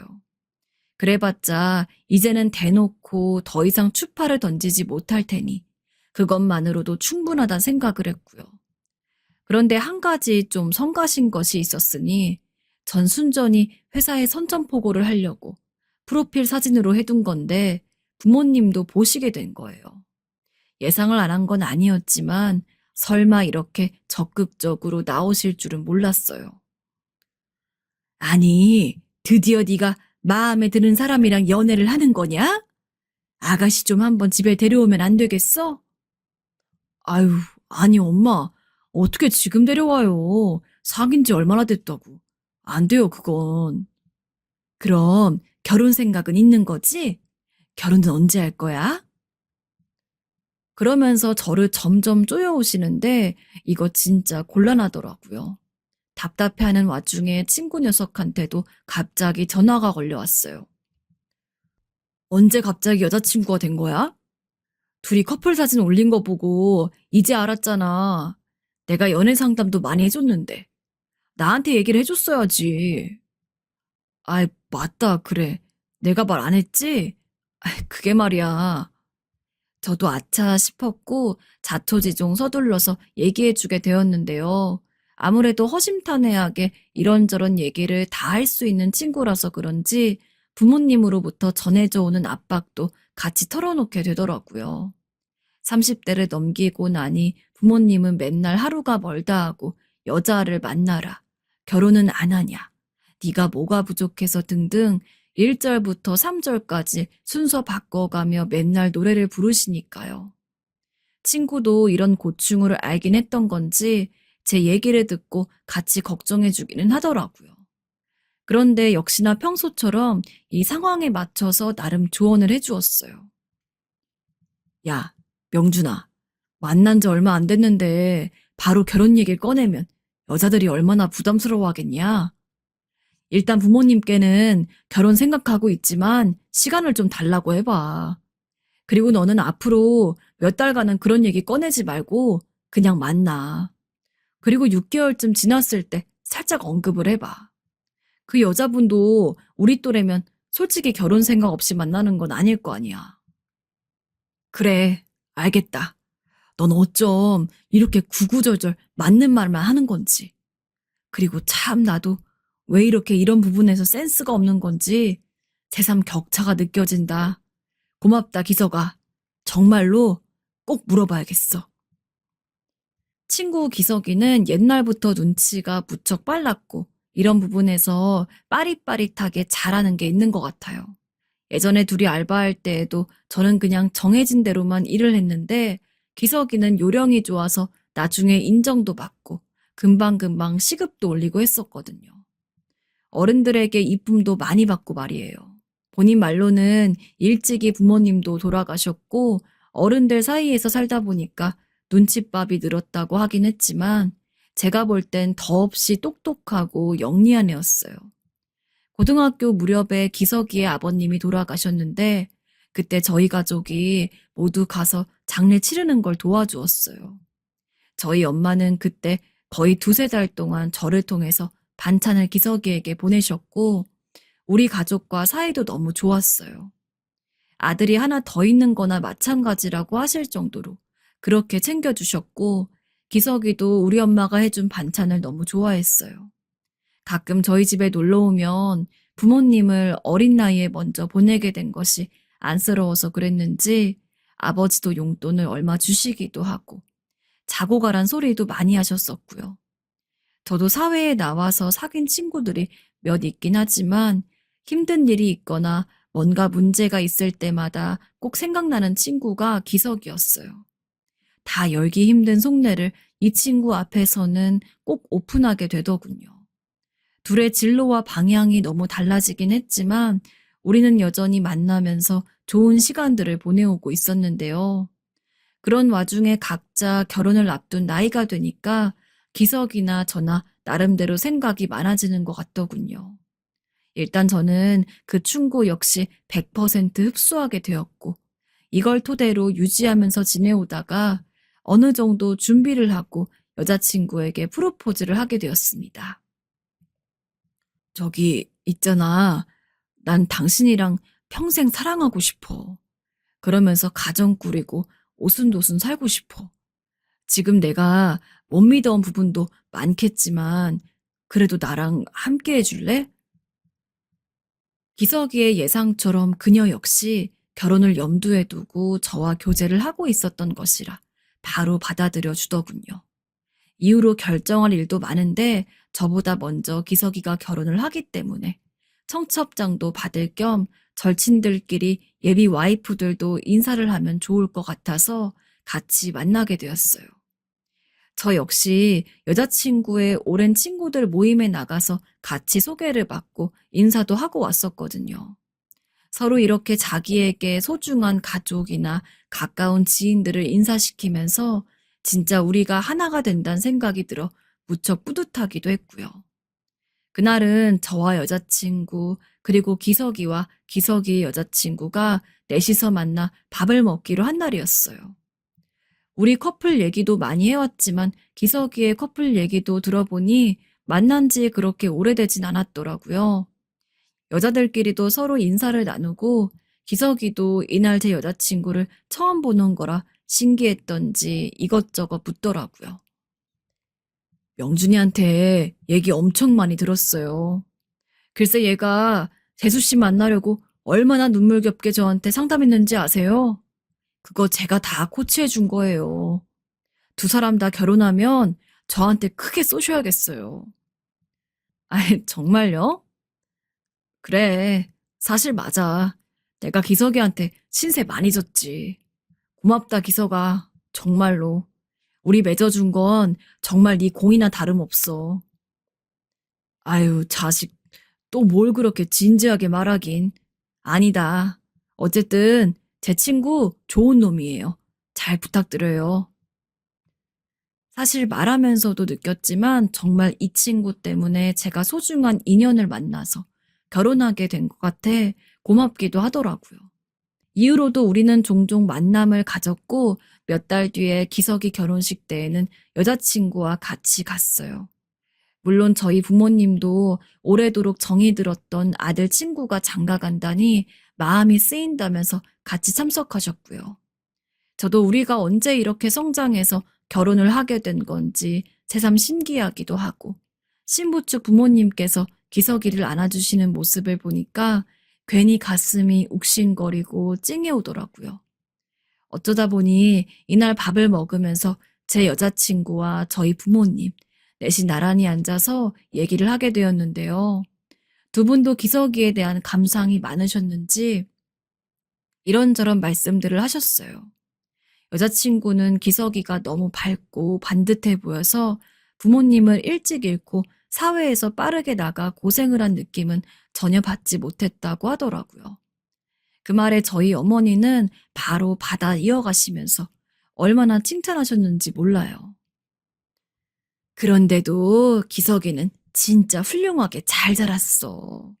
저렇게 결혼하는 걸 엄마 아빠가 봤으면 얼마나 행복했을까. 아까 주례사도 너무 좋고 괜히 눈물이 나더라고. 그러면서도 우리의 결혼 역시 얼마 안 남아서 그런지 곧 신혼집이나 신혼여행, 다른 부수적인 것들에 대해서 조금 얘기를 하게 되었어요. 그런데 차근차근 준비를 해나가는 동안 중간에 여자친구의 어머님에게 생각도 못했던 지병이 발견되면서 다들 놀라게 되었고, 그때 모두 이성을 찾기 힘든 상태가 되었어요. 기간이 얼마 안 남았는데 이미 많은 분들에게 청첩장을 돌려놓은 상태였고, 예비 장모님께서는 몸 상태가 너무 안 좋으셔서 참석이 힘드신 상태였거든요. 우리 엄마가 이렇게 갑자기 몸이 안 좋아지실 줄 나도 몰랐어. 어떡하지, 자기야? 그러게. 일단 자기는 어머니 간병해야 되니 얼른 병원 들어가. 내가 생각해 볼게. 어떻게 할지. 이걸 두고 어떻게 하나 고민하고 있는데 한창 정신이 없는 여자친구에게 뭐라 말할 길은 없고 저는 저대로 속이 탔어요. 그때 신혼생활을 누리고 있던 기석이에게 전화가 왔고 결혼 준비 잘하고 있냐길래 이런 내용들을 말하게 되었답니다. 역시 평소와 같이 따끔하게 저를 질타하는 내용이 돌아왔어요.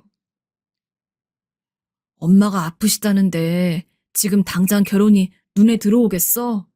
나라면 아무 말도 못 꺼내고 여자친구가 하자는 대로 할 것 같은데. 장모님 없이 결혼식을 치르게 하려고 설득하려는 거 아니지? 아니야. 그런 건 절대 아니야.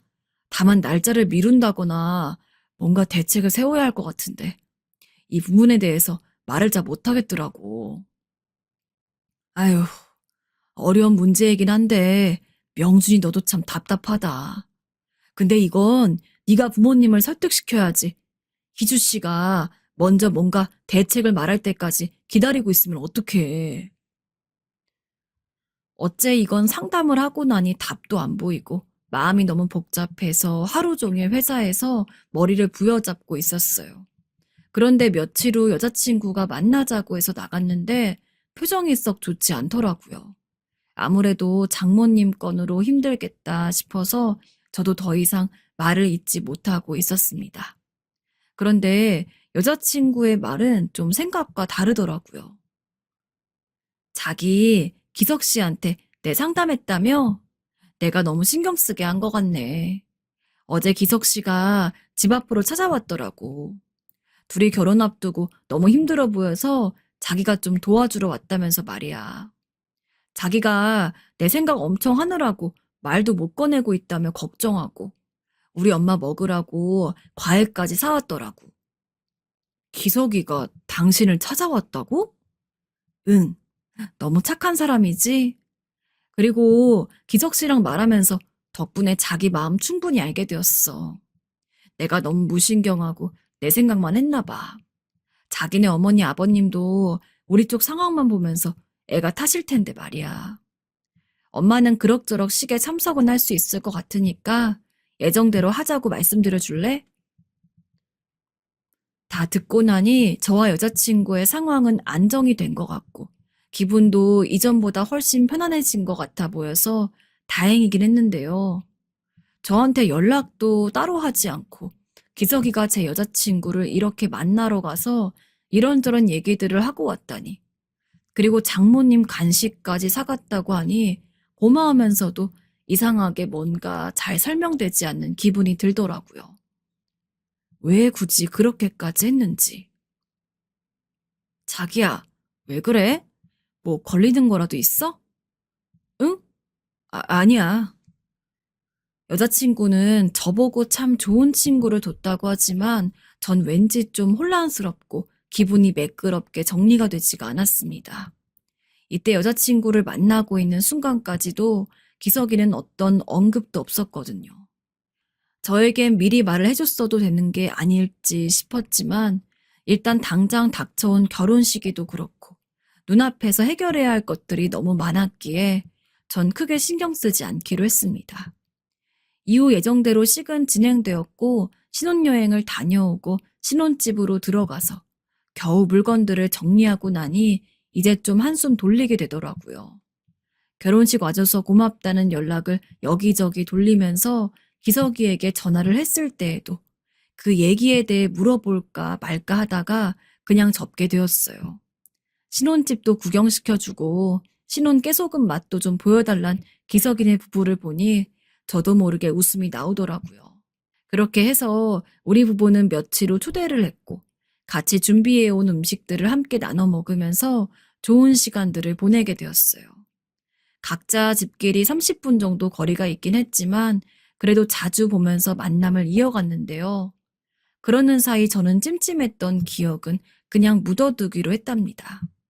기석이가 자기 와이프와 엄청 행복하고 화기애애하게 잘 지내고 있는 모습을 보니 괜히 속으로 개면쩍게 생각하고 약간은 불쾌하게 느꼈던 제 모습이 좀 한심하게 느껴졌거든요. 정말 저를 깊이 위해주고 고민했기에 찾아갔던 것일 텐데 제 딴엔 저에게 말도 없이 내 여자를 몰래 만났단 표면적인 것만 생각해서 혼자 성을 내고 있었던 것 같아요. 그리고 전 지방 쪽으로 출장이 잡혀서 2박 3일 정도 집을 비우게 되었는데요. 갑작스레 잡힌 거라 아내에게 거의 통보하듯 말을 하고 급히 가방을 챙겨 내려가게 되었어요. 부모님께서는 한번 신혼집에 들리신다고 했는데 일이 이렇게 되었으니 나중으로 미루었고요. 여보, 미안해. 금방 올게. 아니야, 서두르지 마. 일 무리해서 하지 말고. 응, 고마워. 이해해줘서. 전 아무런 준비도 되지 않은 상태로 이렇게 급격히 투입한 출장 상황이 더욱 피곤하게 느껴졌지만 다행히 회사에서 생각한 일정보다 빠르게 일이 마무리되는 바람에 가방을 빠르게 챙겨들고 집으로 향하게 되었는데요. 그때까지도 집에 들어가자마자 얼른 씻으면서 피로를 풀고 아내랑 둘이 잘 가는 맛집에 가서 단단히 배부르게 뭔가를 먹겠다는 생각만 가득했어요. 중간에 너무 졸리고 지쳐서 차를 잠깐 세우고 쪽잠을 잤다가 악착같이 운전을 해서 들어왔는데 그런데 이날 큰일이 생기고야 말았습니다. 현관문을 열고 그냥 들어오긴 했는데 분명히 부모님께 제가 이 다음 날까진 집에 없을 거라고 말씀을 드렸음에도 웬 신발이 있는 겁니다. 아버지랑 어머니가 저한테 말도 없이 오신 건가 싶었는데 신발은 있지만 거실 불은 꺼져 있더라고요. 한낮인데 자고 있는 건가 싶어서 바로 안방으로 향했는데 이상하게 굵직한 목소리가 들려오더라고요. 우리 집에서 남자인 내가 아니면 날 수 없는 두꺼운 목소리가 안방에서 나고 있으니 이상해서 순간 멈칫거리게 되었어요. 왠지 제 마음보다 몸이 더 주저하면서 얼른 방문 손잡이를 잡을 수가 없더라고요. 얼른 열어볼까 말까 고민하던 차에 문틈새로 그 목소리는 더 선명하게 밖으로 흘러나왔습니다. 그리고 저는 저도 모르게 숨을 억지로 참고 인기척을 줄이게 되었고요. 자기도 우리 와이프 봐서 알잖아. 진짜 내 타입은 아니라니까? 애가 착해서 하도 결혼하자고 매달려서 같이 살아주는 거지. 난 처음에 명준이가 자기 소개했을 때 심장이 떨어지는 줄 알았어. 내가 평생 바래왔던 여자가 눈앞에 서 있었으니까. 근데 자기도 나를 마음에 두고 있을 줄 몰랐고 솔직히 너무 시기가 아까워. 우리 둘이 살 수 있었는데 말이야. 귀로 들어오는 이 소리가 여기저기 전달되면서 저한테 지금 상황이 정상이 아니라는 것을 알려오는 것 같은데 전 다 멍멍하게 느껴지고 마치 물속에 빠진 사람처럼 판단을 잘 할 수가 없었어요. 하지만 알 수 있는 것은 이 목소리는 내가 알고 있는 목소리였습니다. 그리고 안방에 같이 있을 것이 분명한 것은 제 아내였고 제 아내에게 제 집에서 저런 말을 늘여놓고 있는 것은 제 친구 기석이라는 것을 말이에요. 그리고 이어지는 아내의 말을 들으니 흥분을 주체할 수 없어 계속 입을 막게 되었습니다. 기석 씨가 우리 집 찾아왔을 때 난 정말 명준 씨 생각해서 그런 걸로 알았는데 그 정도로 내가 탐나서 참을 수가 없었던 거야? 결혼 앞둔 친구 여자친구에게 그렇게 돌진할 정도로 나를 사랑했던 거야?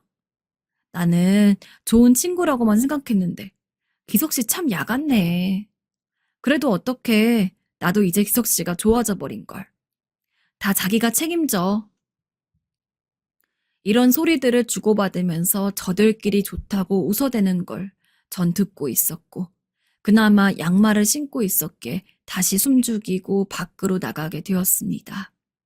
현관문을 주위에서 닫긴 했지만 분명 소리가 희미하게 났을 텐데도 누군가 왔다 갔을 거란 상상은 아마 감히 못하고 있던 것일까요? 전 그 와중에도 알아채서 그들이 당황해 주었기를, 혹시라도 나를 상상해 주었기를 조금이나마 바랬는지도 모르겠어요. 이런 상황들은 정말 TV 막장 프로그램에서나 봤던 것 같은데 제 일이 되다니요. 역시 현실은 다른 것 같아요.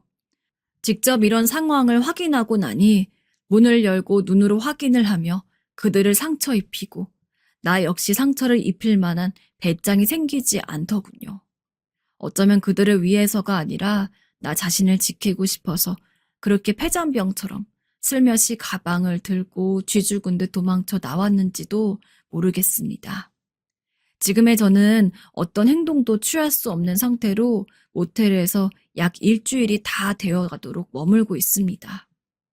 회사에는 몸이 너무 안 좋다고 말을 해두었고 부모님께는 대충 둘러대었는데요. 부모님만 생각하면 그렇게 억장이 무너지고 눈물이 납니다.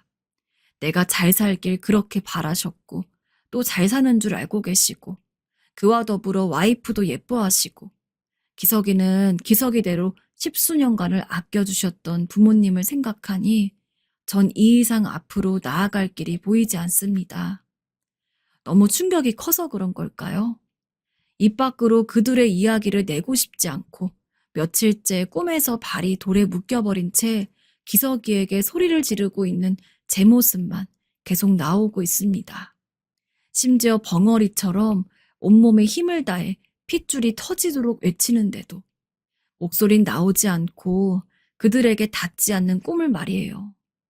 아내라고 부르기도 힘겨운 그녀는 왜 안 들어오냐며 출장이 뭐 일이 이렇게 긴 거냐고 연락을 해오고 있지만 또 그렇게 많이 저를 찾지도 않고 있어요. 전이 모텔에서 나가긴 해야 할 텐데 나가서 뭘 어찌해야 할지 가닥이 전혀 잡히지 않아요. 부모님께라도 말을 해보고 싶지만 저보다 더 충격받으시고 잘못되실까봐 입을 열 수가 없어요. 저도 참 정신이 혼미합니다. 앞으로 어떻게 살아가야 할까요?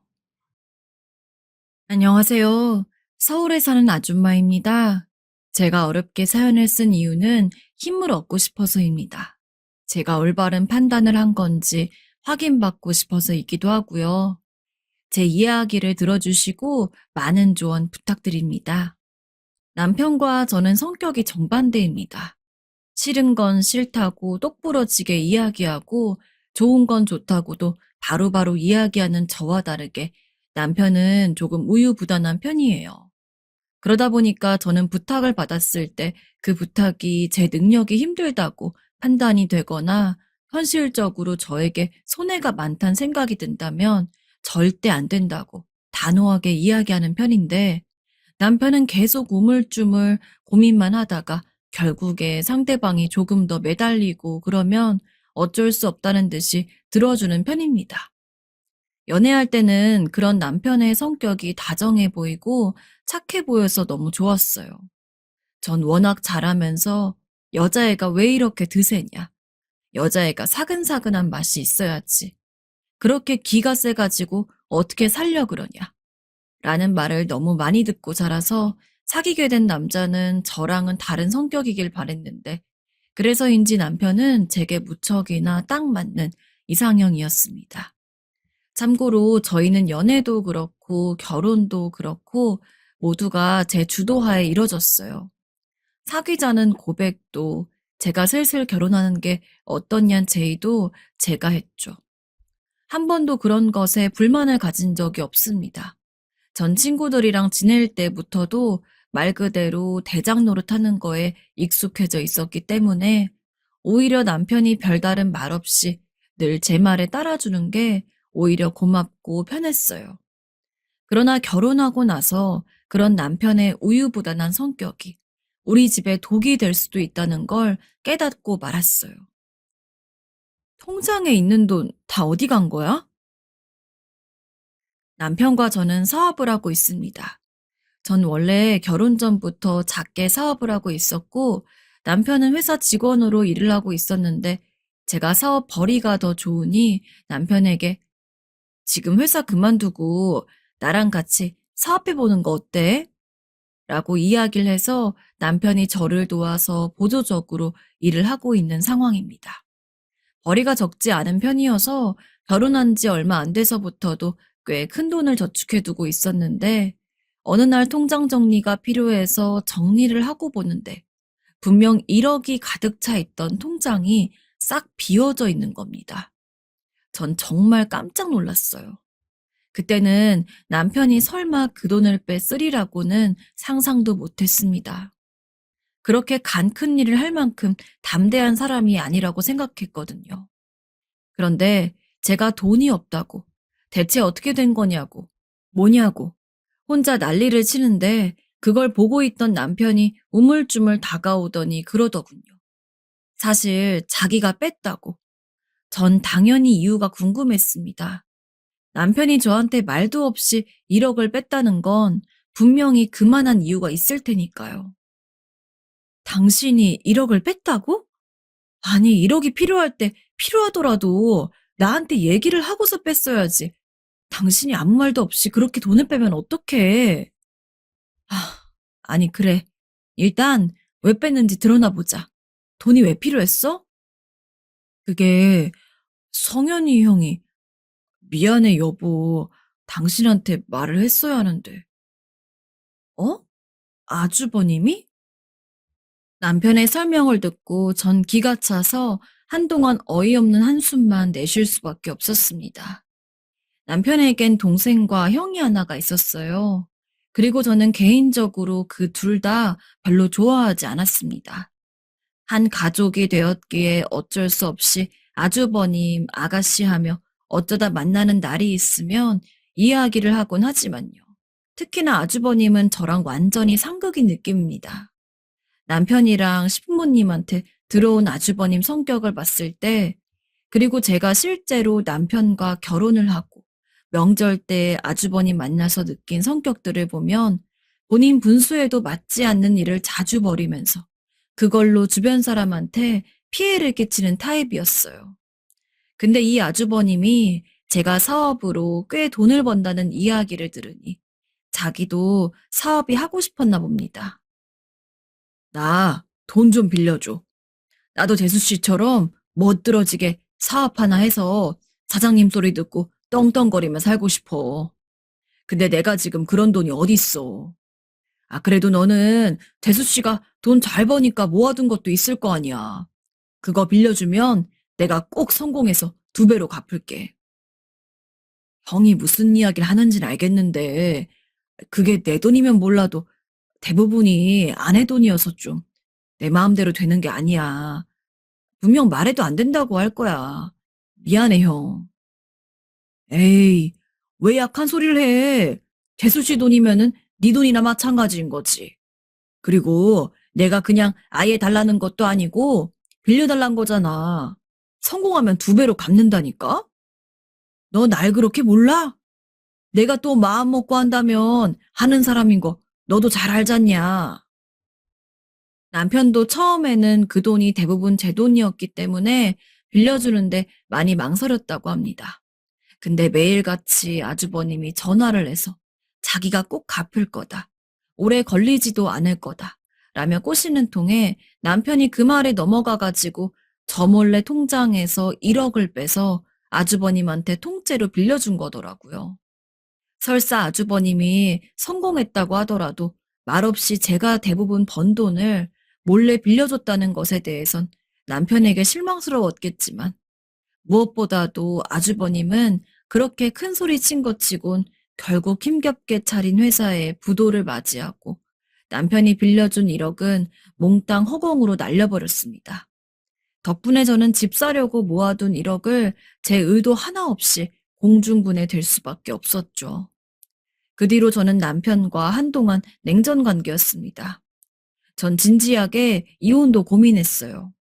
무슨 100만 원, 200만 원도 아니고 1억이라는 큰 돈을 빌려주기로 결심을 해놓고서 그걸 저한테 상의도 없이 자기 멋대로 빌려줄 수가 있는 건가요?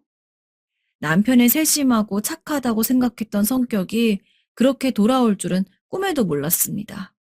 덕분에 남편은 한동안 제게 싹싹 빌면서 용서를 구해야 했어요. 당신 지금은 우리한테 아이가 없어서 참는 거야. 만약에 애들도 있는데 아빠란 사람이 그렇게 무책임하게 굴었으면 나 뒤도 안 돌아보고 이혼했어. 앞으로 이런 일이 있으면 무조건 나한테 상의해. 다시는 혼자서 뭘 하려고 하지 말고. 그리고 당신도 좀 혼자서 거절하는 성격을 키워. 언제까지 가족들한테 그렇게 휘둘리고 살 건데? 알겠어. 내가 앞으로 잘할게. 다시는 이런 일 없도록 할 거야. 그리고 그 돈 어떻게든 받아내야 돼. 정말 내가 눈물을 흘려가면서 번 돈이야. 어떻게 해서든 받아내. 걱정하지 마. 형이 꼭 줄 거야. 어제도 통화하니까 걱정 말래. 정말 미안해, 여보. 남편의 진심 어린 사과를 듣고 전 한 번 용서해 주기로 했습니다. 그 이후에는 별다른 일 없이 평범하게 지냈어요. 여전히 사업을 하고 있었고 그 사이에 달라진 것이 있다면 저희에게 아이가 생겼다는 거였죠. 사업으로 돈을 많이 벌곤 있었어도 자식들이 있다 보니까 돈이 많아도 그거에 안심할 수가 없었습니다. 애들 키우는데 워낙 큰 돈이 들고 또 저는 다른 건 몰라도 애들이 하고 싶은 건 다 할 수 있게 만들어주고 싶었거든요. 전 어릴 때 부모님이 그렇게 넉넉지가 않아서 하고 싶은 걸 못하고 자라온 케이스였습니다. 그러다 보니까 적어도 내 아이들은 그런 일이 없도록 해야지 라는 생각이 남들보다 조금 강한 편이었어요. 정말 악착같이 돈을 모으고 자식들에게 아낌없이 썼습니다.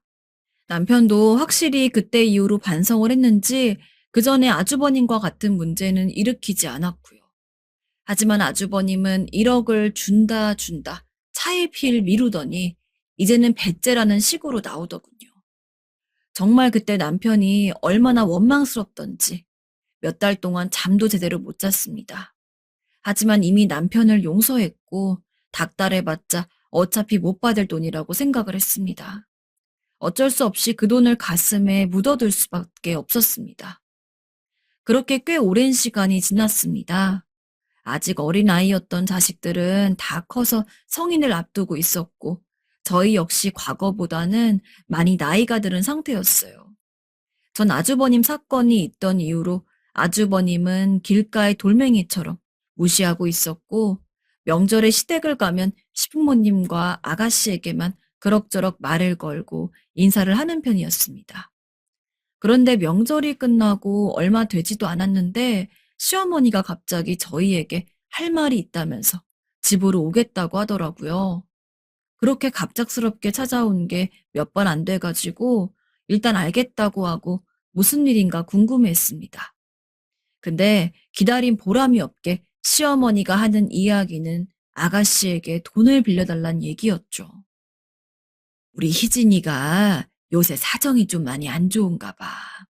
맨날 한숨만 푹푹 쉬고 돈 없다고 우는 소리를 하는데 내가 돈이 있으면 빌려주겠지만 나 같은 늙은이가 돈이 어딨니? 그래도 너네는 돈 많이 벌잖아. 그러니 이번만 우리 희진이 좀 도와주면 안 될까? 한 5천만 원 있으면 될 것 같던데. 애가 축 처져가지고 보면 불쌍해 죽겠다. 아주버님이란 선례가 없었다면 저도 어쨌든 간 남편과 결혼을 해서 시댁 식구들과도 가족 아닌 가족이 된 만큼 고민을 좀 해봤을 겁니다. 하지만 저는 돈을 빌려준다고 하더라도 가족이란 이유로 조건 없이 빌려주지 않는 편이었어요. 냉정하게 보일 순 있지만 그 돈이 하늘에서 뚝 떨어지는 것도 아니고 저도 그 돈을 벌기 위해서 노력한 게 있는데 최소한 그 돈을 돌려받을 수 있단 명확한 확신이 있어야 빌려주는 편이었죠. 하지만 제가 그동안 봐온 아가씨의 성격도 똑부러지진 않았습니다. 그래서 만약에 이 5천만 원을 빌려주면 저번에 아주버님에게 빌려줬다가 못 받았던 1억과 같이 이 5천만 원도 받지 못할 거라는 생각이 확 들었어요. 죄송해요, 어머님. 저희도 지금 사정이 아주 넉넉한 편은 아니어서요. 자식들 대학도 보내야 하고 저희 명의로 된 집도 사야 하는 상황이라 한푼이 아쉽거든요. 얘는 돈도 많은 애가 그 정도는 한두 달 일하면 충분히 벌 거 아니야. 너는 네 남편 여동생이 돈 없어 힘들어한다는데 안쓰럽단 생각도 안 드니? 어쩌면 그렇게 냉정할 수가 있어? 냉정한 게 아니라 현실적인 거예요, 어머님. 어머님도 아시잖아요. 예전에 이 사람이 저한테 말도 없이 거의 다 제가 번 돈인 1억을 그냥 아주버님한테 빌려줬다가 다 날려먹은 거. 돈이란 건 모아놔도 언제 나갈지 모르기 때문에 벌 수 있을 때 열심히 벌어둬야 된다고 생각해요. 그리고 어머님도 아시다시피 저희 애들이 이제 곧 대학 가거든요. 대학 4년 다니면 몇 천만 원인데 지금 제 형편에서 5천만 원 빌려드릴 수가 없어요. 정말 해도 해도 너무한다. 가족이라는 게 돈 때문에 이렇게 갈라져야겠니? 그냥 달라는 것도 아니고 빌려달라는 건데 그게 싫어? 그러고 너 혼자 잘 먹고 잘 살면 되는 거야? 그래야 네 마음이 편하기라도 한다는 거지? 너 참 냉정하고 이기적인 애구나. 거기다 시애미 부탁을 이렇게 거절할 만큼 간도 크고 다신 네 얼굴 보고 싶지 않다. 어머님, 저희 아이들 등록금 때문에 빌려드릴 수 없다는 거예요. 저한텐 제 애들이 먼저라고요. 그걸 왜 이해 못 해주세요? 당시 저는 이전만큼 사업에 여유가 있었기 때문에 사실 빌려준다면 못 빌려줄 것도 없긴 했습니다. 하지만 마치 돈을 맡겨놓은 듯이 구는 시어머니 행동이 마음에 들지도 않았고 무엇보다도 이전처럼 돈 빌려줘 놓고 아무것도 못 받는 상황을 경험하고 싶진 않았기 때문에 일부러 자식들 대학 핑계, 그리고 과거에 아주버님이 저지른 일까지 일부러 꺼내면서 최대한 돈을 빌려주기 힘들단 쪽으로 말을 했어요. 원래 가족끼리 돈 거래하는 거 아니라고 많이 이야기하기도 하는데 특히나 그 가족이 돈을 빌려가 놓고 갚을 능력이 없다면 더더욱 그렇겠죠. 당시 아가씨가 돈이 필요하단 이유가 무슨 바람이 들었는지 갑자기 육아용품 사업을 하겠다면서 자기가 모아둔 돈을 다 투자했는데 그러고서도 사업이 괜찮아질 기미가 안 보여서 시어머니가 저한테 돈을 빌리러 왔던 거거든요. 그러면 솔직히 100%의 확률로 제가 빌려준 돈은 절대 못 받는 거 아니겠습니까? 그 사업에 투자한 돈이 1억이 조금 안 된다고 알고 있었는데 그런 상황에서 5천만 원 더 들어간다고 확 나아지는 게 아니거든요. 제가 워낙 단호하게 이야기하니 시어머니도 뭐라 할 말이 없는지 한참 동안 저만 노려보다가 가셨습니다. 전 그날 일은 그렇게 끝난 줄 알았는데 시어머니는 내심 마음속으로 계속해서 칼을 갈고 계셨나 봅니다. 평소에 시댁에 가도 딱히 시집살이 시키는 분이 아니셨는데 이상하게 그날 이후로 저희 집에 굉장히 자주 오시더라고요. 그리고 그때마다 저랑 쓸데없는 신경전까지 벌이시고요. 전 웬만하면 좋게 지내고 싶었지만 시어머니 쪽에서 너무 티를 내다 보니까 제가 그냥 가만히 있기도 좀 그랬습니다. 시어머니가 노려보시면 저도 굳이 얼굴을 피하지 않고 같이 마주보고 그게 괘씸했는지 시어머니는 저희 집에 오실 때마다 제게 이것저것 꼬투리를 잡았습니다. 너 평소에도 빨래를 이런 식으로 하니? 이러면 냄새 안 빠지는 거 몰라? 넌 벌써 결혼한 지가 몇 년째인데 이런 기본적인 걸 아직도 모르니? 참, 내 아들이 너랑 살면서 괴로웠겠다. 냄새나는 옷 입고 출근하게 만든 거야, 설마? 어머님, 아시다시피 저희 집은 세제랑 섬유유연제 좋은 거 써서 냄새 절대 안 나요. 냄새가 났었으면 이 사람이 먼저 이야기했을걸요? 반찬은 이게 뭐야? 네가 아무리 사업으로 돈 좀 번다고 해도 네 남편 먹을 밥인데 반찬 정도는 직접 해야 되는 거 아니니? 시장에서 사 먹는 것도 한두 번이지. 그런 데서 사는 반찬 얼마나 몸에 안 좋은데 여기에 조미료가 얼마나 많이 들어갔는진 알고 사오는 거야? 반찬 사오는 거 거의 한 달에 한두 번 정도밖에 안 돼요. 대부분 다 제가 만들고요. 이거는 남편이 급하게 먹고 싶다고 해서 시장에서 산 건데, 어머님이 정 그러시면 다음엔 시간 들여서 직접 만들게요. 아, 됐어. 안 먹고 말지. 아유, 정말. 하나부터 열까지 일일이 다 입을 대야 하니. 살림한 지가 언제 내를 붙잡고. 아이고, 내 신세야. 내 팔자야. 전 시어머니가 제게 하는 말에 단 한마디도 지지 않았습니다. 솔직히 시어머니가 하는 행동은 그냥 제가 아가씨한테 돈 안 빌려준 게 안 입고 와서 그러는 거거든요. 근데 전 제가 잘못한 거 없다고 생각해요. 힘들게 번 돈을 아무리 결혼한 남편 가족이라고 하더라도 제가 손해를 보면서까지 빌려줄 순 없는 거잖아요. 근데 시어머니는 제가 굽히고 들어가야 한다고 생각을 하셨을 겁니다. 그런데 제가 굽히기는커녕 오히려 따박따박 말대꾸를 하고 대드니까 시어머니는 그게 마음에 안 들었는지 점점 더 강하게 저를 누르려고 했고, 전 그에 반발해서 시어머니 말은 제대로 듣지 않으려고 하고, 왜냐하면 시간이 갈수록 시어머니가 진짜 말도 안 되는 걸로 트집을 잡는데, 아무리 시어머니라고 하지만 제가 무작정 내내하면서 굽히고 싶지가 않았어요. 남편도 그런 저희의 기싸움을 바로 근처에서 보았는데, 그 와중에도 남편은 제 편을 안 들고 시어머니랑 자기 여동생 편을 들더라고요. 어지간히 돈이 급하면 엄마가 저러시겠어. 우리 돈이 없는 편도 아닌데 5천만 원 정도는 그냥 빌려줄 수 있지 않을까? 그리고 다른 사람도 아니고 동생이잖아. 나도 희진이가 힘들어하는 거 보니까 마음이 안 좋아. 당신 제정신이야? 당신이 예전에 아주버님한테 1억 빌려주고 결국 그 돈 한 푼도 못 받은 건 기억 안 나? 그 돈만 있었어도 우리 지금보단 조금 더 여유롭게 살 수 있었어.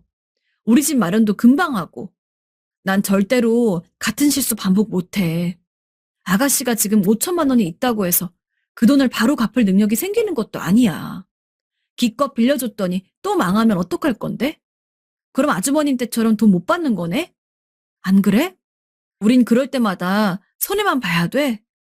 난 안 그러고 싶다고. 남편한테도 저는 못을 박았어요. 이제 저는 더 이상 아가씨한테 5천만 원 빌려주는 얘기로 더 대화를 하고 싶지 않다고요. 그리고 당신 선에서 알아서 어머님한테도 잘 얘기해달라고 했죠. 그러나 남편 성격상 그게 될 리가 있나요? 솔직히 그렇게 이야기해놓고도 남편이 쉽게 어머님을 이길 수 있을 거라고 생각 안 했습니다. 그리고 아니나 다를까. 언젠가 어머님이 또 한 번 집에 오셨는데 같이 저녁을 먹으면서 진짜 아무런 상관도 없는 타이밍에 아가씨 이야기를 꺼내더라고요. 얘가 계속 돈 필요하다고 나한테 그러니 내가 아주 미치겠어. 얘, 며느라가, 너 한 번만 마음 좀 곱게 써주면 안 되겠냐?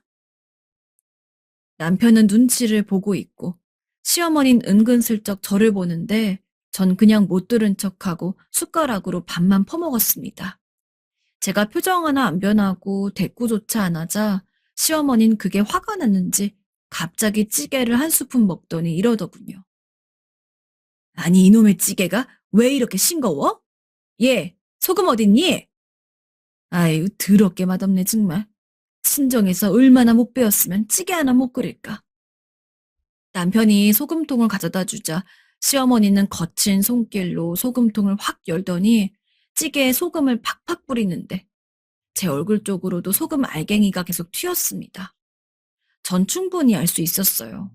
시어머니가 정말로 찌개가 짜가지고 소금을 뿌리기 위해서 소금을 달라고 하는 게 아니란 걸요. 일부러 저한테 시위를 하는 거였죠.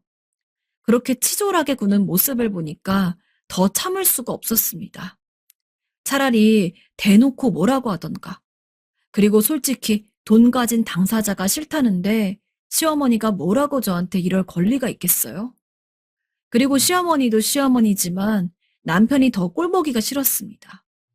저한텐 그래도 조심스럽긴 하지만 자기 여동생 도와주자고 어머님 말 듣자고 할 만큼의 강단은 있으면서 어머님이 저러는 꼴에는 아무 말도 안 하고 입 꾹 닫은 상태로 제 눈치만 보고 있는 꼬라지가 정이 뚝뚝 떨어졌어요. 그 모든 것들이 겹쳐지니까 저도 다혈질 성격이 나오더라고요. 그러면 안 됐다고 생각은 하는데 그 당시에는 정말로 견딜 수가 없었습니다. 혹시 그런 경험 있으신가요? 나도 모르게 감정을 주체하지 못하는 느낌 말이에요. 전 시어머니 앞에 제 숟가락을 내던지고 말았어요. 어머니, 이제 제 집에서 그만 나가주세요. 저 더 이상 어머니랑 같이 못 있겠어요. 제가 돈 안 빌려준다는 이유로 이렇게까지 하시는 거 정말 이젠 못 참겠어요. 뭐야? 이게 아주 버르장머리가? 너 지금 미쳤니? 어디 못 배운 티를 이렇게 내고 있어? 인성도 쓰레기인 게 예의까지 밥 말아먹었니? 허나 전 시어머니가 거실에 둔 가방까지 현관으로 던졌어요. 당연히 시어머니 미쳤냐며 난리가 났고 전 그거에 굴하지 않고 당장 이 집에서 나가라며 벌컥 화를 냈습니다. 여기까지예요. 제가 봐드릴 수 있는 건. 그러니 나가세요. 그에 놀란 남편이 시어머니를 부축하고 밖으로 나갔고 전 그러고도 화를 참을 수가 없어서 바로 방에 들어와가지고 남편의 짐도 다 싸놨습니다. 어차피 그 집 제가 계약을 했기 때문에 남편은 사실상 저랑 결혼한 게 아니었으면 저희 집에 얹혀 사는 거나 다름이 없었거든요. 그래서 커다란 여행용 캐리어에 남편 짐 대충 싸서 현관 밖에다 내놓았습니다. 그리고 남편에게 문자를 보냈어요. 당신 같은 우유부단한 놈이랑 헤어질 거니까 당신도 어머님 따라서 들어오지 마. 이혼서를 준비할 테니까 내가 연락하면 그때 와. 당연히 남편도 당황했는지 바로 전화가 와서는 당신 그게 무슨 소리야? 이혼이라니? 라며 호들갑을 떨었습니다. 전 이제 더 남편이랑 실랑이 할 기력도 없고 무언가 더 말하기도 싫어서 그냥 짧게 이야기하고 끝냈어요.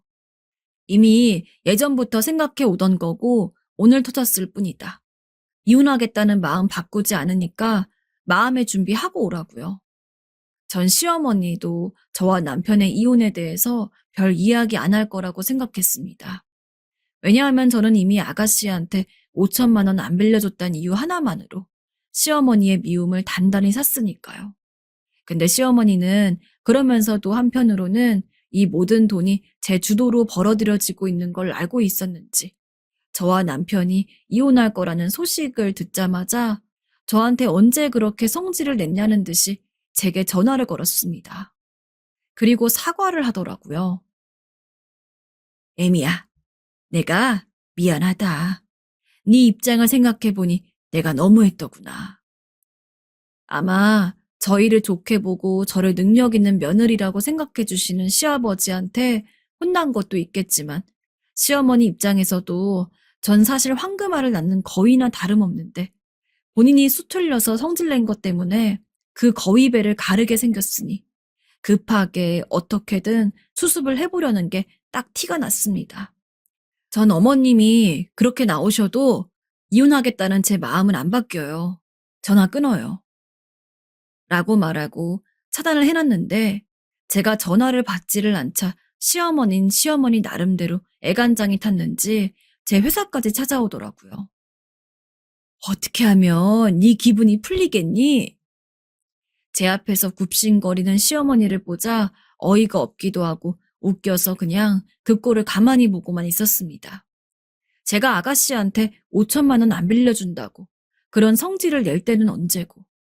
하긴 정신 차리고 나니 본인이 과했다는 걸 시어머니도 깨달으신 거겠죠. 솔직히 시어머니가 그렇게 나오지만 않았어도 남편이 우유부단한 거 어느 정도 참고 넘기면서 전 계속 부부 생활을 했을 겁니다. 왜냐하면 자식들도 있으니까요.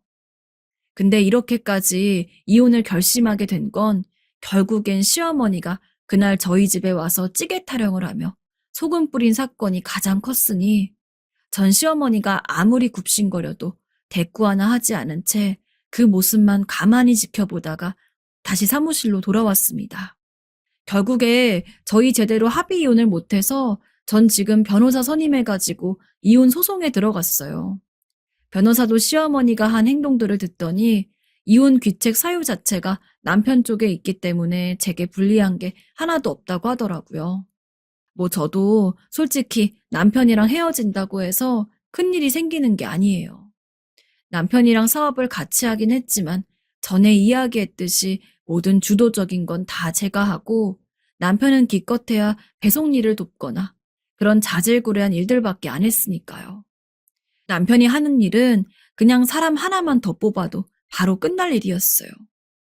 남편은 회사 그만두고 제 사업을 도왔기 때문에 아마 저랑 헤어지면 백수로 꽤 오래 살아야 할 거예요. 왜냐하면 경력 자체가 끊겼으니까요. 물론 저는 하나도 안 미안해요. 사실 시어머니가 그렇게 나왔다고 해도 남편이 중간에서 중재를 잘했으면 남편 보고 살았을 테니까요. 근데 자기가 차겠다는데 제가 뭘 어쩌겠어요?